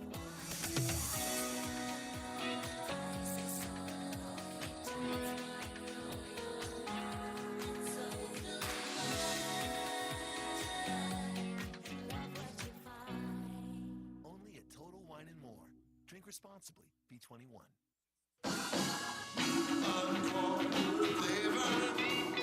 Carkeys Barbecue. Cooking it up. Down home way. Every small flavor like a good old day. Hey y'all, Jimmy Stovall here with Corky's Barbecue. Catering is our specialty. Memphian Fans have trusted Corky's to cater their events for 40 years because we make it easy for you and delicious for your guests. Whether it's 50 people or a crowd of thousands, our experienced team comes to your location, sets up, serves, and ensures everyone enjoys a Corky's all-you-can-eat barbecue buffet starting at only $7.99 per person. You can't beat it. With 40 years of experience, it's easy to see why customers choose Corky's time and time again for all of their catering needs. Visit Corky'sBBQ.com to book us for your next party.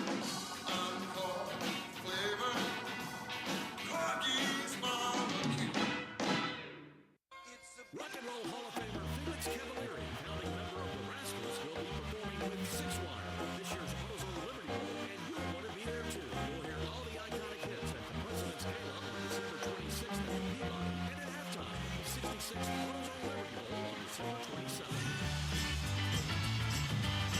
Get your tickets today by calling the AutoZone Liberty Bowl at 795-7700. The Tennessee Highway Safety Office reminds you that fans don't let fans drive drunk. We are Sports 56, WHBQ Memphis, and W253DF Memphis with John Harden. Weekdays from 11 to 1. Now, back to Sports Time on Sports 56 and 98.5 FM. This hour brought to you by Jaguar Land Rover Bluff City. Once again, our Brett Norsworthy and Brian Dacus. You say you stand by your man. Tell me something I don't understand. You said you love me, and that's the We're back into Sports Time. No Brett today. Bryant and Landon with you as we start our third and final hour. And every Friday during the Tiger basketball season, Jason Munns, Tiger basketball beat writer over at the Commercial Appeal, joins us. He's presented every single week by Jim's Place in Collierville. Jason, thanks so much for joining us. Last night, Tigers in action on the road against San Francisco. I thought a tough test on the road. I know it's called a neutral site. I said yesterday I liked what Kim Palm called it on his website, called it a semi-road game, because in San Francisco is at the Chase Center, but still pretty much a road game for the Tigers. Kind of the same thing we've seen all season, where it was a slow start in the first half, but they came back firing in the second half and ultimately pick up the win over San Fran. What did you see last night that you liked from this Tiger team? Just the resiliency. I mean, like that has obviously been probably the most consistent theme of this season, is just how no matter what seems to happen in the first 20 or 25 or even 30 minutes of a game, the team just never seems to sort of, it never splinters. It never relents. It always rises to the challenge, and that happened again last night. Memphis really couldn't do anything right in the first half, and I mean, that first half was by far, I think, the ugliest of the season. And there've been some tough moments in the first half of some of these games, but what they scored 22 points in the first half, and I think they shot like 24% from the field, and they were turning it over like 10 times. Once every couple of minutes, there was another turnover, and yet they never let anything that was going wrong offensively affect the other end of the court. They continued to play hard on defense, and as poorly as things were going for them offensively, they made sure to try to,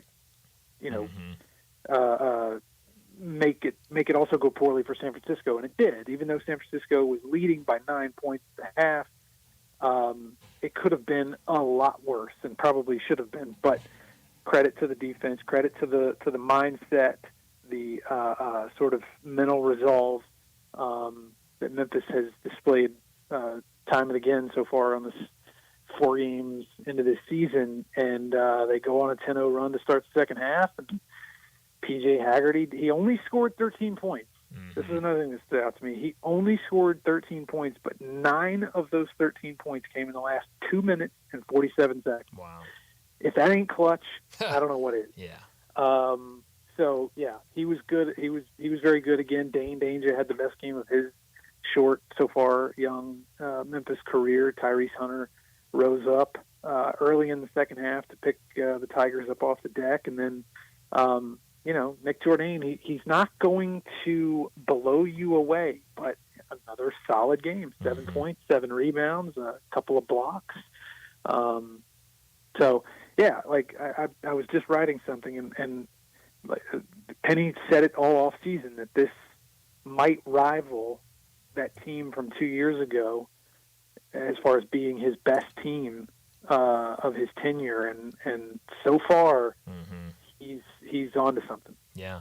Well, the thing that stood out to me early last night was Dane Danger not starting. He came off the bench, played really well when he was out there. Maybe, the best guy on the court the entire night last night with what he was doing, blocking shots, getting rebounds, scoring the ball. What do you know the reason for his move to the bench? Was it, just trying to get a different look? I mean, San Francisco had, a legitimate 7-footer at starting center. Was it just to kind of get some length with Musa out there, or was it something else? What do you know about that move for Penny Hardaway? As far as I know, it so the way I wasn't at the game last night. I didn't make the trip. Am going to Hawaii, but didn't make the trip to San Francisco. But listen to Penny on with Dave in the post game when he asked him about it, and I got the distinct impression that it was not just about a different look.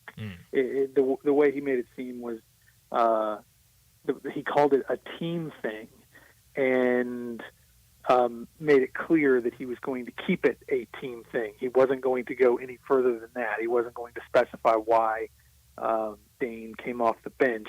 I mean, he did come into the game. He was the first one off the bench. Right. Dane was. So, like, if it was some sort of punishment for something, then it didn't last very long. I think it might have been more, ceremonial than anything else. So no, I don't. I have asked around a little bit to try and see if I can get some kind of answer in terms of specifics for why he came off the bench, and haven't been successful thus far. So yeah, I guess that's a long way of saying I don't know. But whatever the case may be, it worked. 18 points, 7 rebounds. He was not only was he effective, in terms of production, he was also effective in getting the other bigs, San Francisco bigs, in foul trouble. Like, that was a huge part of last night's game. Carlton Lingard fouled out, and he was, kind of hurting Memphis a little bit. Dane drew 7 fouls in the game last night. That was a team high. He had 3 blocks. He did have 4 turnovers, which is a little high, but he also had 2 steals. So, and he hit 6 of his 7 free throws, which were very critical. He hit 2 late in the game. I think Tyrese Hunter missed the back end of a 2 free throw thing. He missed the second one. Dane gets the offensive rebound, immediately gets fouled. He goes, hits both free throws. Yeah, a lot of people did a lot of things that were very clutch last night. I thought Baraka Koji hit a big three-pointer there in the second half. P.J. Carter gets fouled on a three-point attempt when the game is really, really tight. He steps to the line and hits all 3 of his free throws. So, it was just one of those games where everybody had a hand in the win. Yeah. Very, very meaningful hand in the victory.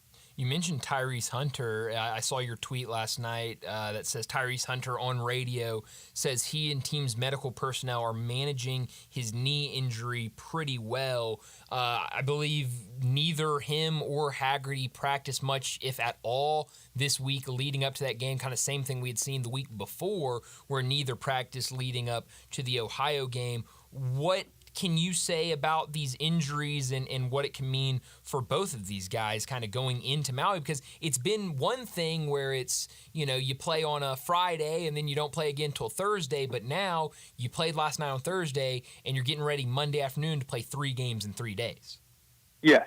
And so actually this makes 3 weeks in a row. They didn't practice leading up to UNLV, didn't practice leading up to Ohio, didn't practice leading up to San Francisco. And honestly, while we're talking about the slow start, when you've got your starting backcourt pretty much haven't practiced in almost a month now, like full participation, that's going to throw you off. It's going to take you a little bit to get back in the swing of things. And honestly, the fact that they've been able to do it in each of these games, each of these last 3 games, is really kind of impressive. Because, frankly, I don't know that anybody would, raise too much cane if it never came together in a game. If there happened to be a game where it didn't actually finally turn a corner, but it has. Credit to them. I do not get the sense that either PJ Haggerty or Tyrese Hunter are dealing with anything major.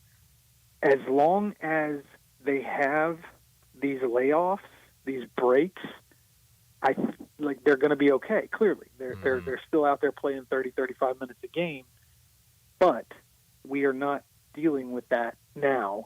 You go from San Francisco on a Thursday to Maui on a Monday. That's going to test it a little bit more than it has so far.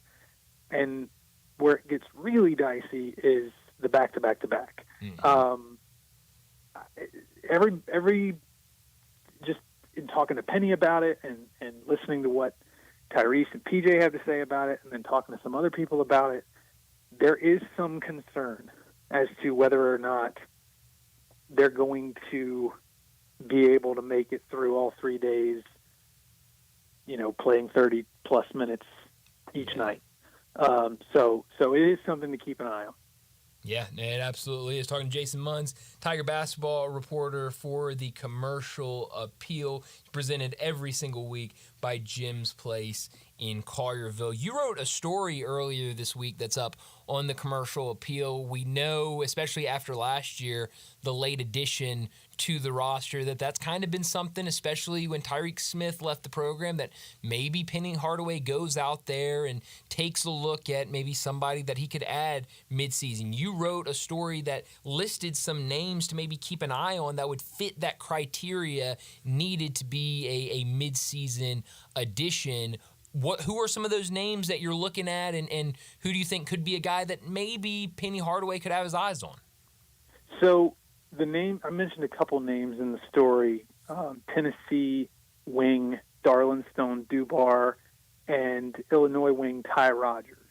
When I wrote the story, neither one of them had played, and that was kind of the point that I was trying to make by writing the story, is that, if a player has played in the Division I game, regular season game this season, forget it.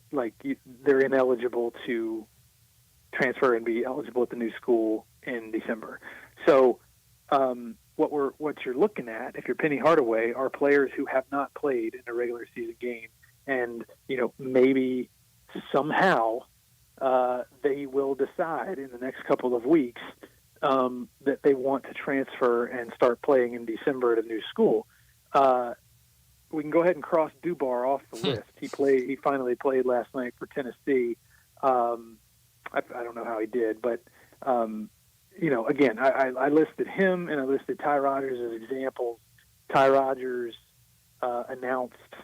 it was announced that Ty Rogers, right before the season started, that he was planning to redshirt this season.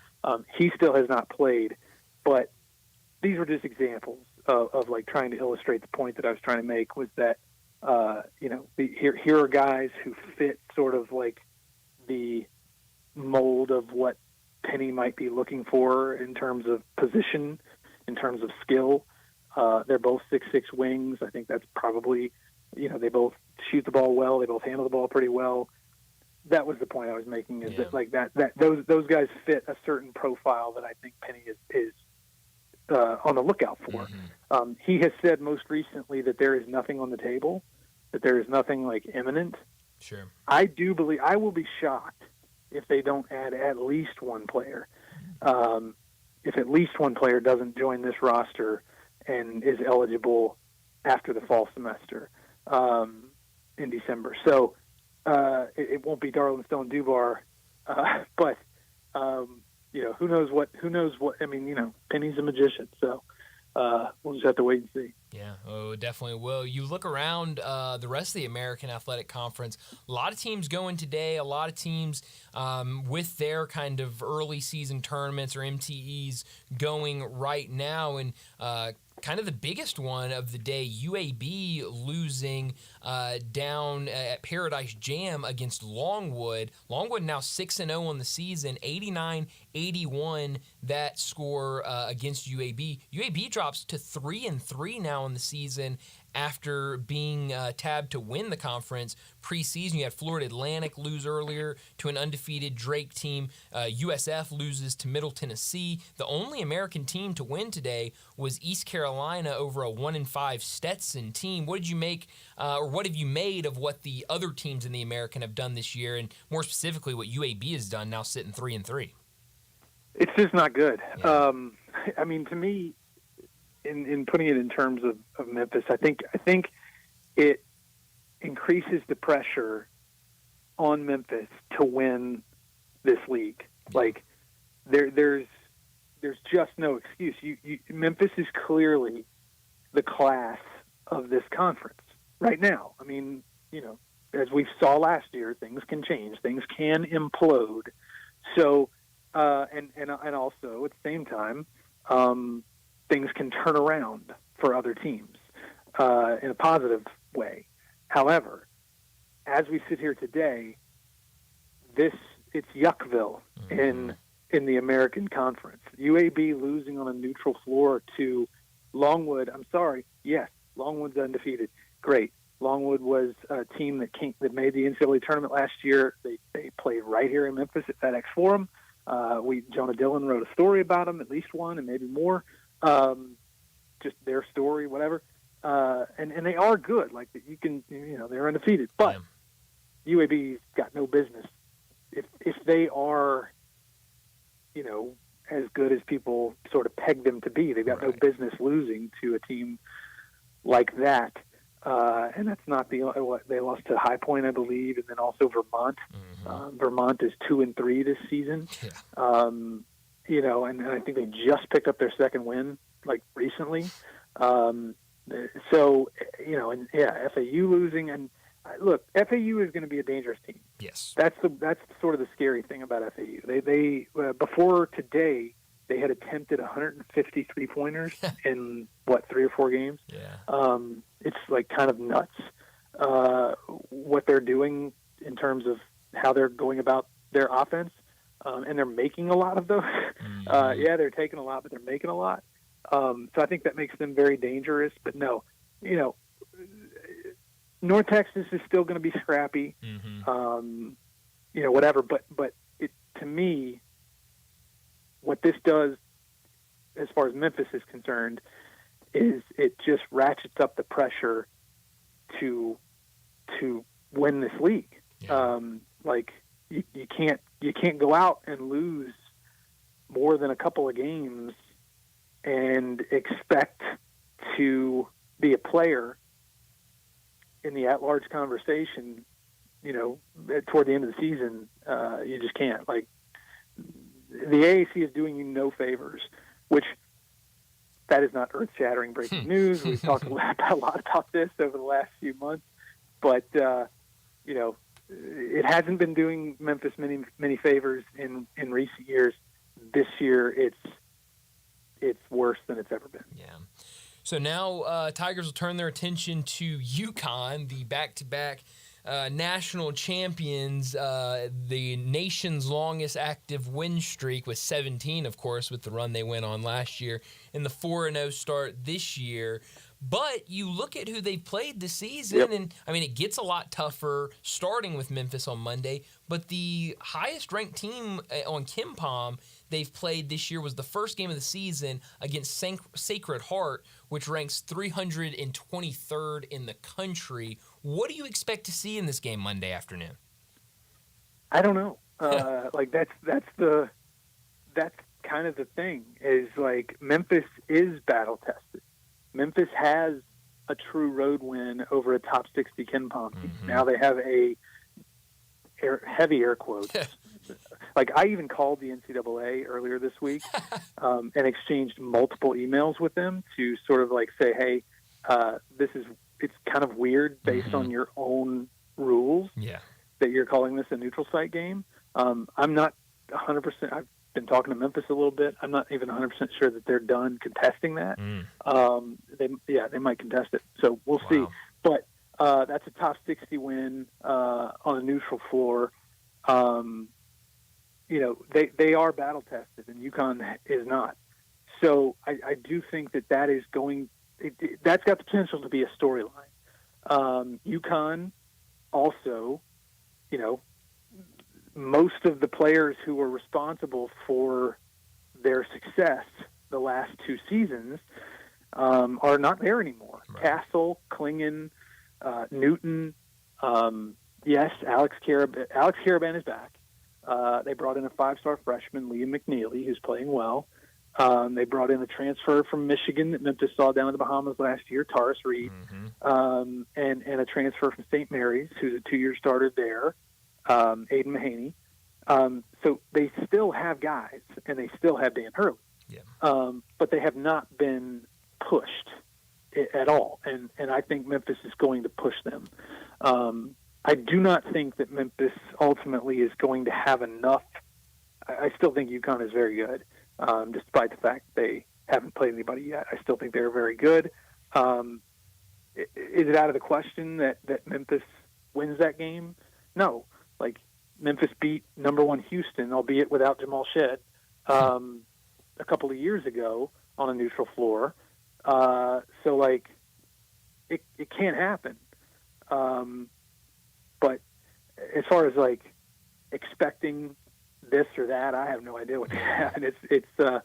It could go a whole bunch of different ways. Yeah, looking at Ken Palm has it a UConn 6-point win right now. So hopefully, that would make you think this is going to be a close game down the stretch, and I think that's really what you're hoping to see from this Tiger team. Have played really well so far this season. I was really surprised with that victory last night over San Francisco, and like you said, a heavily air quoted neutral site game against the Dons. So when are you traveling out to Hawaii?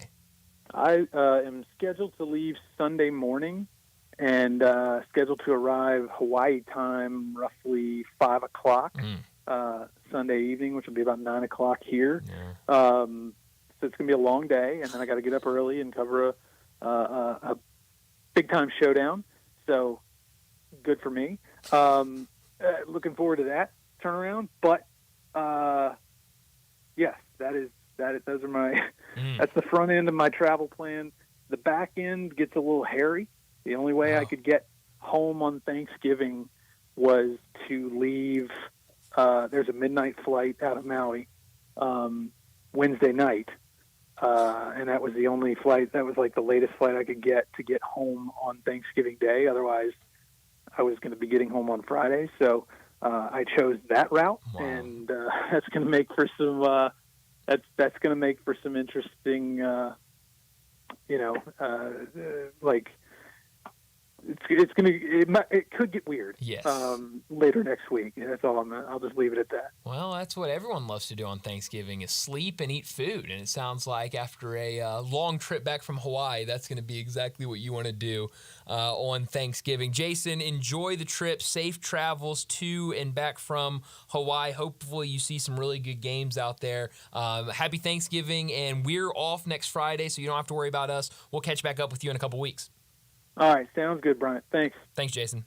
Jason Munz joining us from the Commercial Appeal, the Tiger basketball beat writer, as 3 big games coming up for the Memphis Tigers. As always, Jason Munz, presented by Jim's Place in Collierville. We need to get to a break here in a second, but before we do that, let me remind you about our great 5 o'clock sponsors. It's Jaguar Land Rover Bluff City. Jaguar Bluff City has been the premier Jaguar dealership for the greater Memphis area since 1984. Their talented team, they're ready to help you find your next perfect perfect vehicle at unbeatable rates. Swing by Jaguar Land Rover Bluff City today and check out the new 2025 models like the 2025 Range Rover Sport, the 2025 Range Rover Velar, and the 2025 Defender. Test drive the 2025 Range Rover Sport, where luxury meets performance. It's a perfect mix of style, performance, and versatility, with options ranging from 360 horsepower up to 635. It's also available as a plug-in hybrid electric vehicle with $7,500 federal tax credit when leased with approved credit. Take a look at the Range Rover Velar, powered by mild hybrid technology and enhanced with the latest well-being features and fully connected entertainment system. The Range Rover Velar is the ultimate luxury compact crossover. Purchase yours today and get special 4.4% for 72 months financing available with approved credit.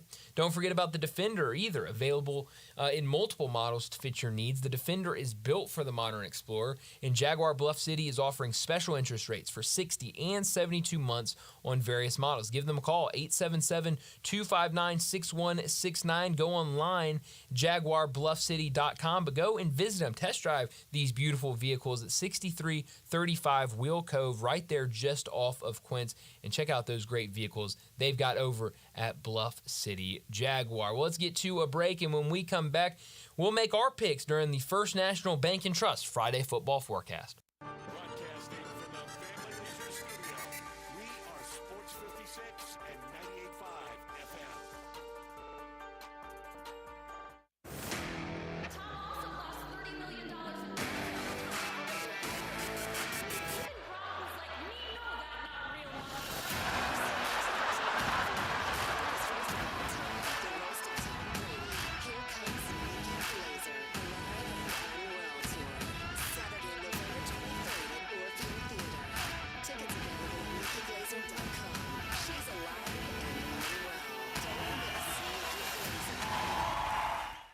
Hungry for that delicious smash burger flavor? Dyer's Cafe is the original smash burger since 1912 and still smashing burgers in Collierville's historic town square. Come out for their lunch specials Monday through Friday, 11 to 2. Ask about their world-famous split dog and authentic Chicago or New York dog. Try the leaner side of Dyer's with a grilled chicken sandwich or freshly made salad. Also serving Lakes, Delta raised catfish, Pasquale's tamales, and a customer favorite hand-breaded onion rings. Dyer's, serving world-famous burgers, dogs, and shakes in Collierville's historic town square.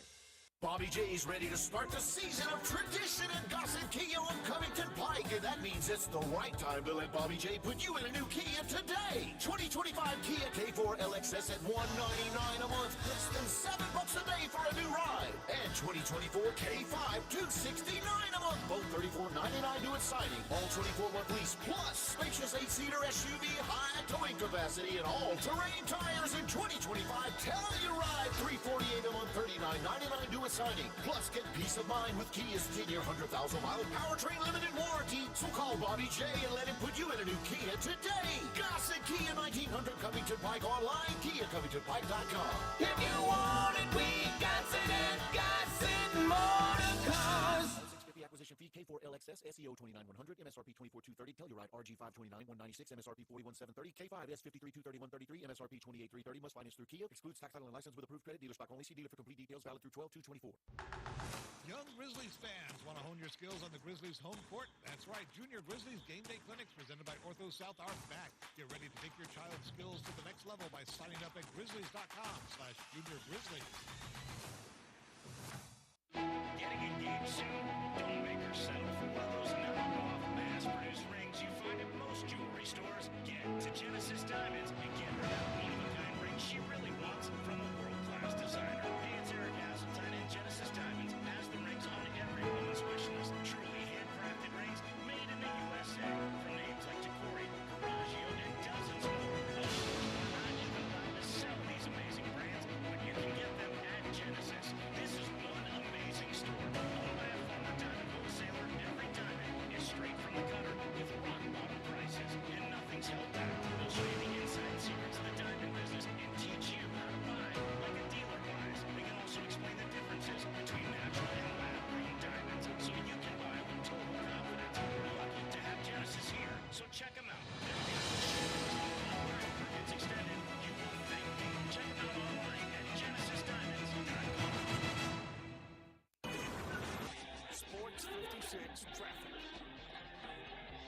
outbound routes, it's slow at times. Over here on 40 East from Sycamore View Road all the way out past Germantown Parkway. Just that time of the afternoon for it to really pick up on 240 on to 385 as you get on to Bill Morris going outbound out towards Collierville. It's really heavy out through there, so be careful. It's also crowded 40 West here at Danny Thomas across the bridge, headed over into West Memphis. Hey, shop now and save during the holiday season. Where? Weimer's Jewelry, located 7525 Highway 64. I'm Commander Chuck with your on-time traffic.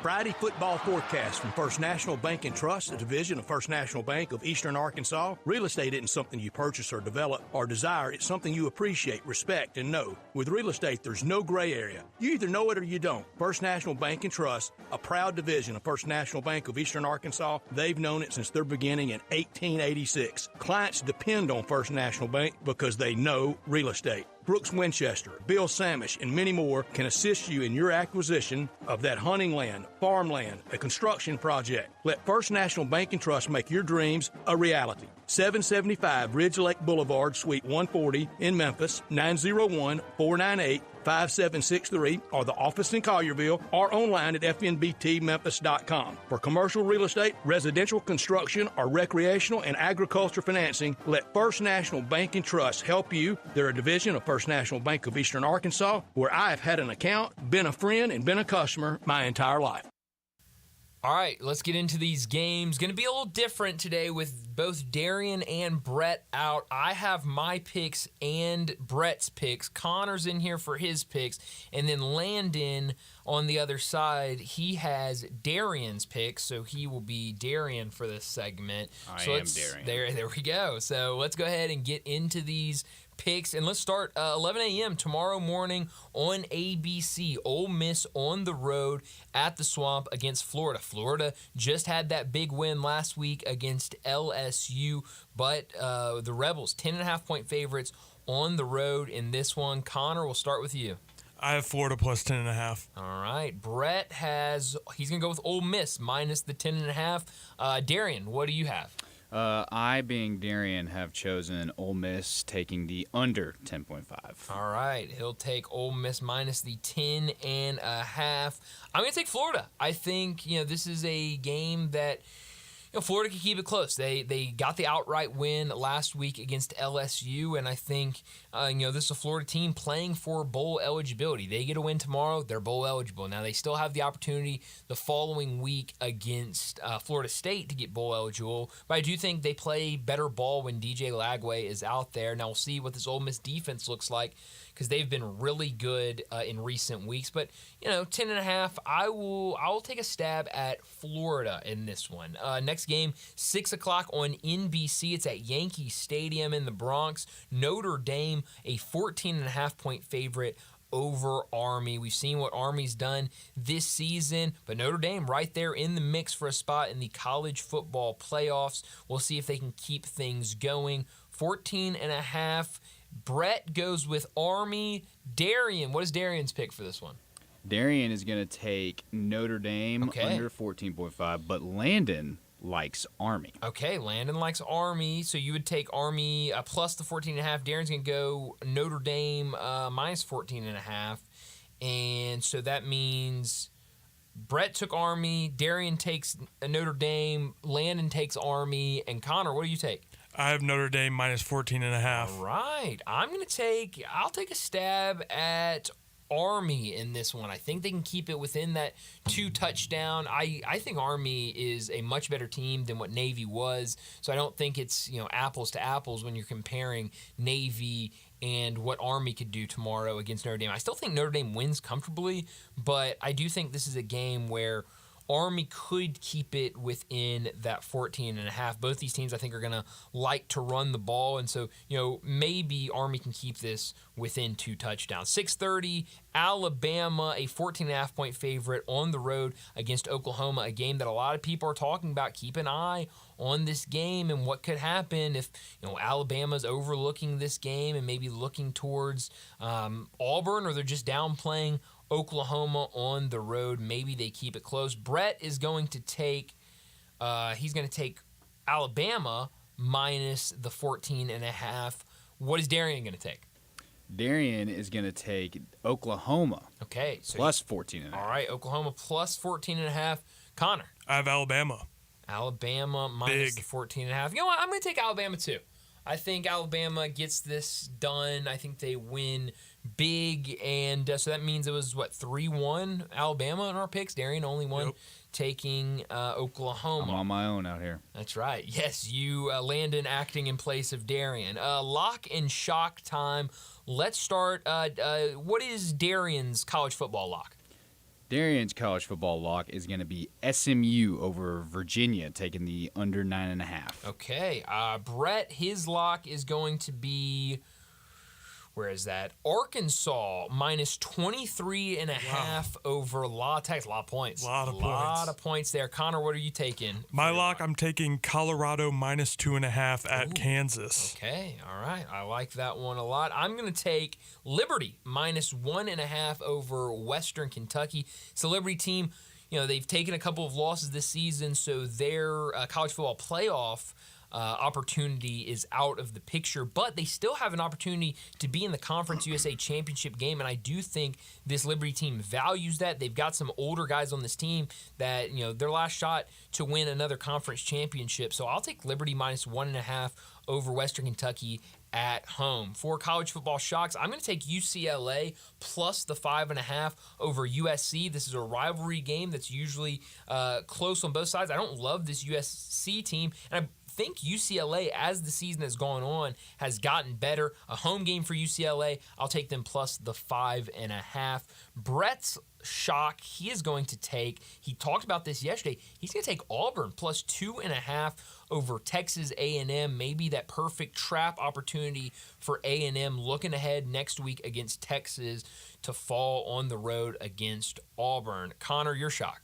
I have BYU plus 3.5 at Arizona State coming off a loss, and now they have to win, get into the conference championship to get in. Yeah, you certainly want that momentum rolling when you get to that championship game, so certainly could use a win here. Landon, what does Darian have for his college football shock?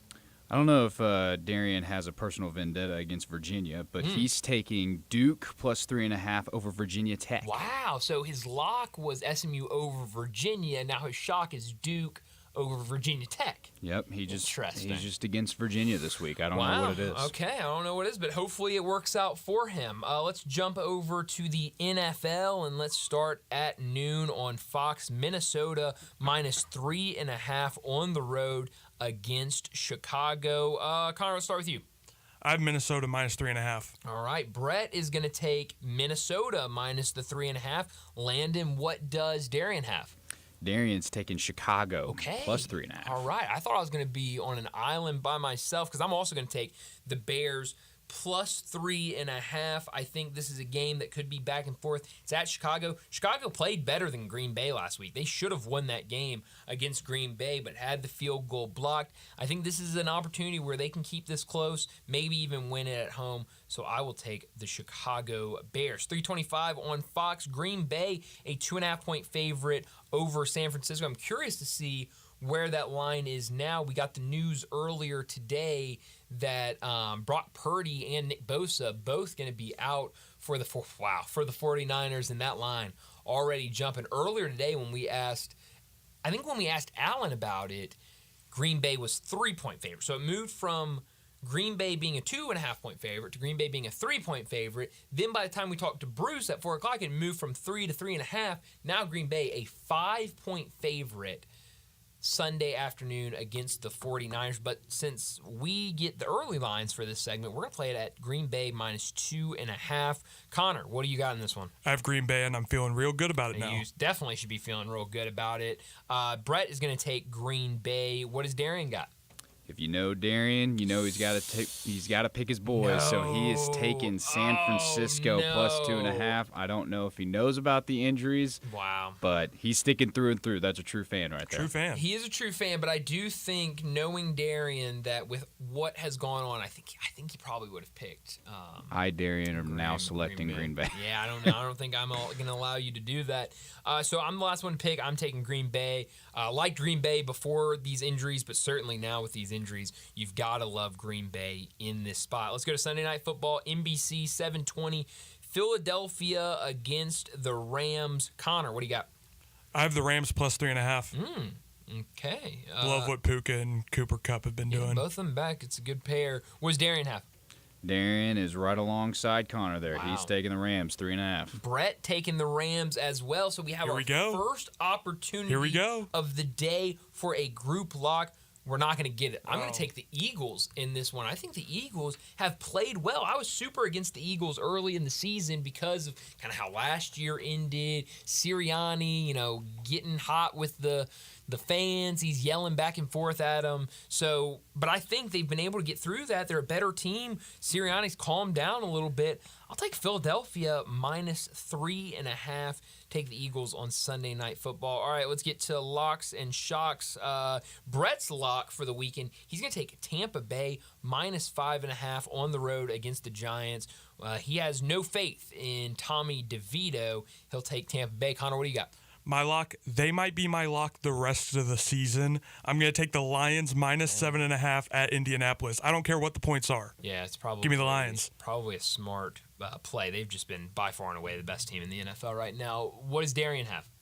Darian is right alongside Connor once again. Wow. He's taking the Lions -7.5 over the Colts. Taking the Lions. All right, my lock. I'm going to take the Texans -7.5 over the Tennessee Titans. I just don't like what this Titans team have been this season. They've been a team that have kind of kept it close early in games, and then in that second half, let it get away from them. I think this Houston team is starting to find their stride, so I'll take, or their Stroud, if you will. No? Okay. No. I'm going to take Houston -7.5. Yeah, Titans fan. We've been through a lot this year. It's been a rough season. Shock time. Connor, start us off with shocks. My shock, I have our Dallas Cowboys +10.5 at Washington. I don't know about that one, big dog. I'd stay away from the Cowboys. I don't think we're going to win. But you think they'll keep it close? I mean, 10 points. It's a lot of points. 10 points. The Commanders have been good. All right, so you'll take the Cowboys +10.5 over the Commanders. I think I know Darian's. We talked about it off air, and I kind of forgot what my lock was. What is Darian's shock? Darian's shock is he's taking Tennessee over the Titans. Ah, yes. Yeah, he's taking Tennessee 7.5 over the Titans. Obviously, yes. That was a little bit of a typo. He's taking them over the Texans. So Darian and I, tighten up, baby. Tighten up. Yeah, so me and Darian going against each other with lock and shock. I'm going to take for my shock the Texans over the Titans. For his shock, he's going to take the Titans over the Texans. Did I already give Brett shock? I don't think I did. New England +7.5 over Miami is Brett's shock. That was a game I kind of looked at it, but I do like what Tua's done. I think the more he's out there, the more comfortable he's getting back from that injury. But Brett will take New England +7.5 over Miami. My shock, I'm going to take a stab at the Seahawks +1.5 at home over Arizona. Arizona's been a good team, but so have the Seahawks. They've won some games that I don't think a lot of people thought they would be able to win. So we'll see if they can do it at home.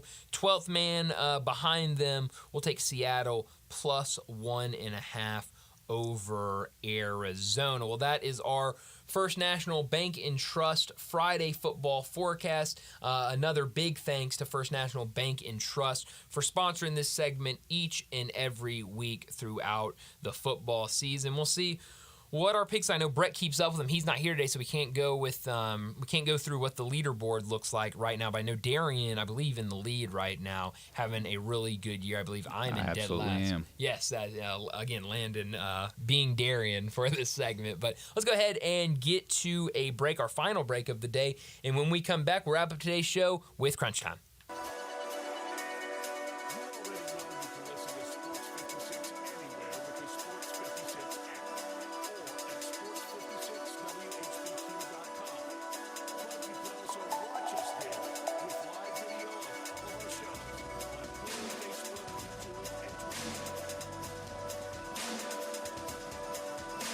Top Gun is the largest indoor range in the Mid-South, but size isn't their only difference. Top Gun has the best instructors with over 300 years combined experience and classes all the way from first shot to master marksmanship. Plus, Top Gun is affordable. Gold membership is just $48 a month. That's just $1.60 a day for unlimited range time.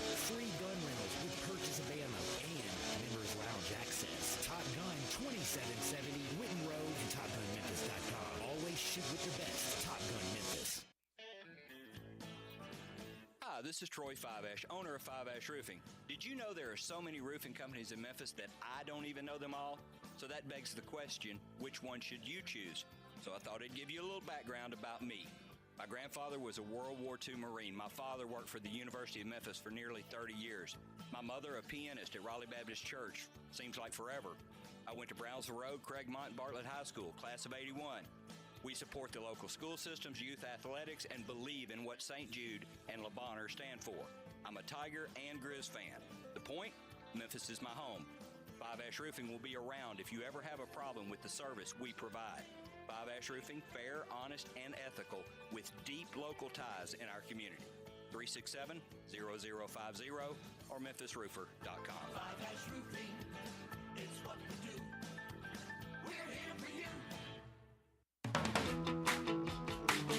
Family Leisure needs your help.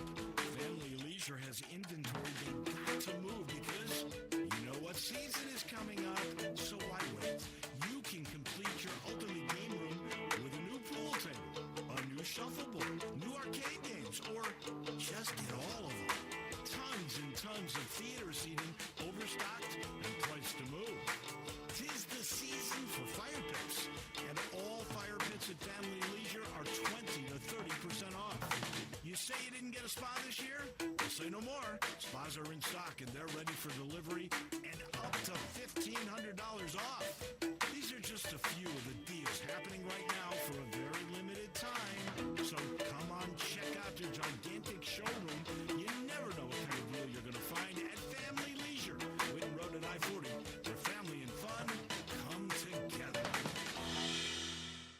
Indulge yourself or your loved ones this season with a trip to Sissy's Log Cabin. Here, you can shop our expansive selection of designer brands, one-of-a-kind jewelry, and spectacular statement pieces, all while enjoying the Sissy's promise of unmatched quality, service, and brilliant natural diamonds. Stop by any location or shop online at sissyslogcabin.com to find your trusted jeweler for holiday memories that will last a lifetime. Make a statement this season only at Sissy's Log Cabin.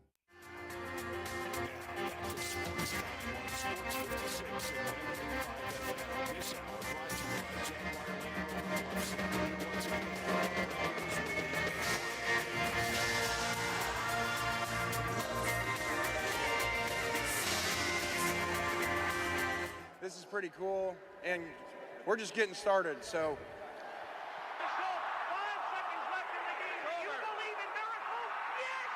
Spanning the globe. Go crazy, folks!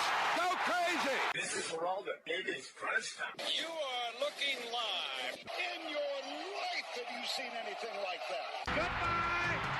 Hello, Haskins. It's obviously crunch time. Hammer, nail, coffin. This baby is over. Well, Landon, what I learned today is the Memphis Tigers picked up a big-time win last night. I'm going to call it a road game. Semi-road, neutral, whatever you want to call it. A game in San Francisco where pretty much everybody in that building was supporting San Fran. Tough environment to play against a tough team. You know, I think there are people that, might overlook San Francisco. They hear San Francisco and they go, oh man, WCC team that's not St. Mary's or Gonzaga. This is a good team and they have some really good players. And so for the Tigers to go and do that on the road with UConn kind of lurking in the corner, that kind of, we talked about it with a couple of the college football games this weekend where it's, talk about Texas A&M tomorrow against Auburn. There are going to be some guys out there that it's going to be hard to not think about Texas the following week. Again, these are 18 to 25-year-old kids, A lot of them, it's hard to get up for games when you picture them being lesser competition. And so, it didn't feel like the Tigers had any of that. It was a struggle early in the game, but they bounced right back in that second half. I mentioned it with my big number, 49.5 points per game they're averaging right now in second halves. That's incredibly impressive and kind of weird. I think we talked with Jason. Jason was like, it's strange how they're doing this, but if it's working, it's working. Tigers get another win. They start the season 4-0, and I think everyone's got to be impressed with how this team's playing. We'll see. I mentioned it. KenPom has UConn winning by 6 points, but I do think if it is around 6 points, I'm curious what that line looks like. It should be a fun game to start Maui. And if Tigers are competitive against UConn, I think that excitement's only going to grow. Yeah, for sure. And that leads right into what I learned today. And I feel like going forward with the Memphis Tigers basketball program that we have to come out the gate swinging. I don't think we can go on very much longer, depending on that second half surge to get us back in the game and to take the lead. And like you were saying, San Francisco, not a team to overlook, right, but also that's a team I feel that you could get away with coming back sure, late in the second half and making that comeback possible. But I feel like if Memphis wants to continue that continued success they've seen to this point, that they've got to come out stronger in the games. And I feel like what you were alluding to earlier of the multiple games back to back. I mean, we're gonna kind of get an in-depth look on how tough this Memphis Tigers team is. Yeah. I know Jason was talking about how the resiliency that was shown by them and how they stayed in the game even though their first half was less than stellar. But I feel like going forward, they've got to come out swinging. They've got to come out hard. Yeah, no, it definitely is going to be fun to see what they look like in Maui. I mean, we mentioned it with Jason Munson. He said that he's a little concerned with these injuries, those guys not practicing during the week. Will they be able to go and be effective in 3 games in 3 days? It'll be fun to see Monday. What I could have done without, this is a story that came out probably 2 days ago, maybe yesterday, but Hysier Miller, a basketball player that was at Temple last year, is under federal investigation. I don't know if you remember this last year, Landon, but there was a game where it was a conference game between Temple and somebody else in the American, and all the sports books shut down odds on the game. You couldn't bet on it, and then the rest of the year you couldn't bet on Temple.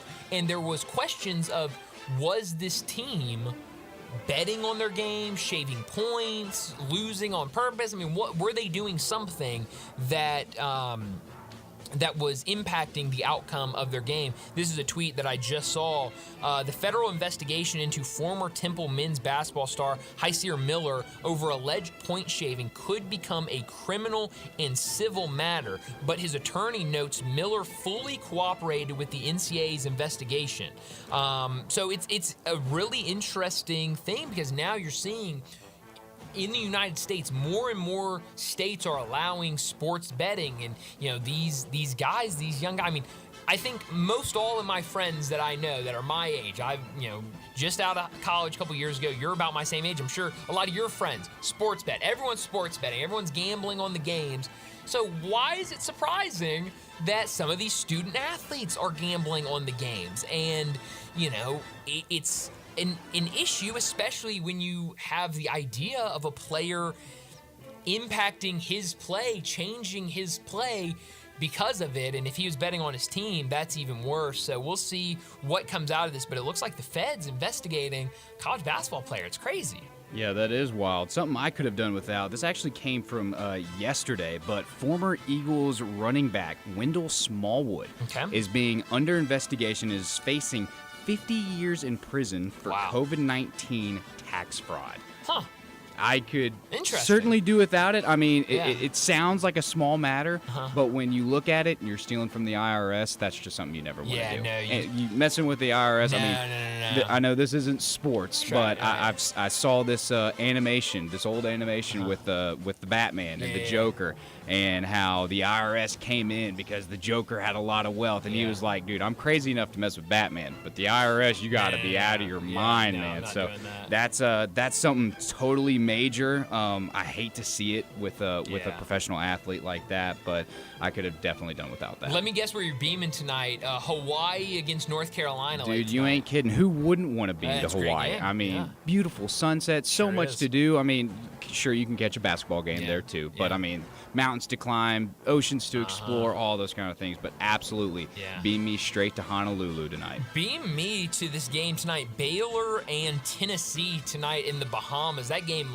those two games last night were crazy. Baylor down by like 19 points, ended up coming back, forcing overtime. They led by not double digits, but they led by multiple possessions in the first overtime. St. John's comes back, evens it up. We go to double overtime. Baylor wins it. They were down 5 points with 9 seconds left. They're able to come back and win it with a buzzer beater 3 electric. But tonight we're going to have some great matchups, some great college basketball. Got some college football game tomorrow. We got all the action in college football. Remember, Ole Miss versus Florida pregame starting at 9 a.m. tomorrow morning for that 11 o'clock kick. That's all the time we have. Enjoy your night. Enjoy the weekend. We'll talk to you again Monday afternoon.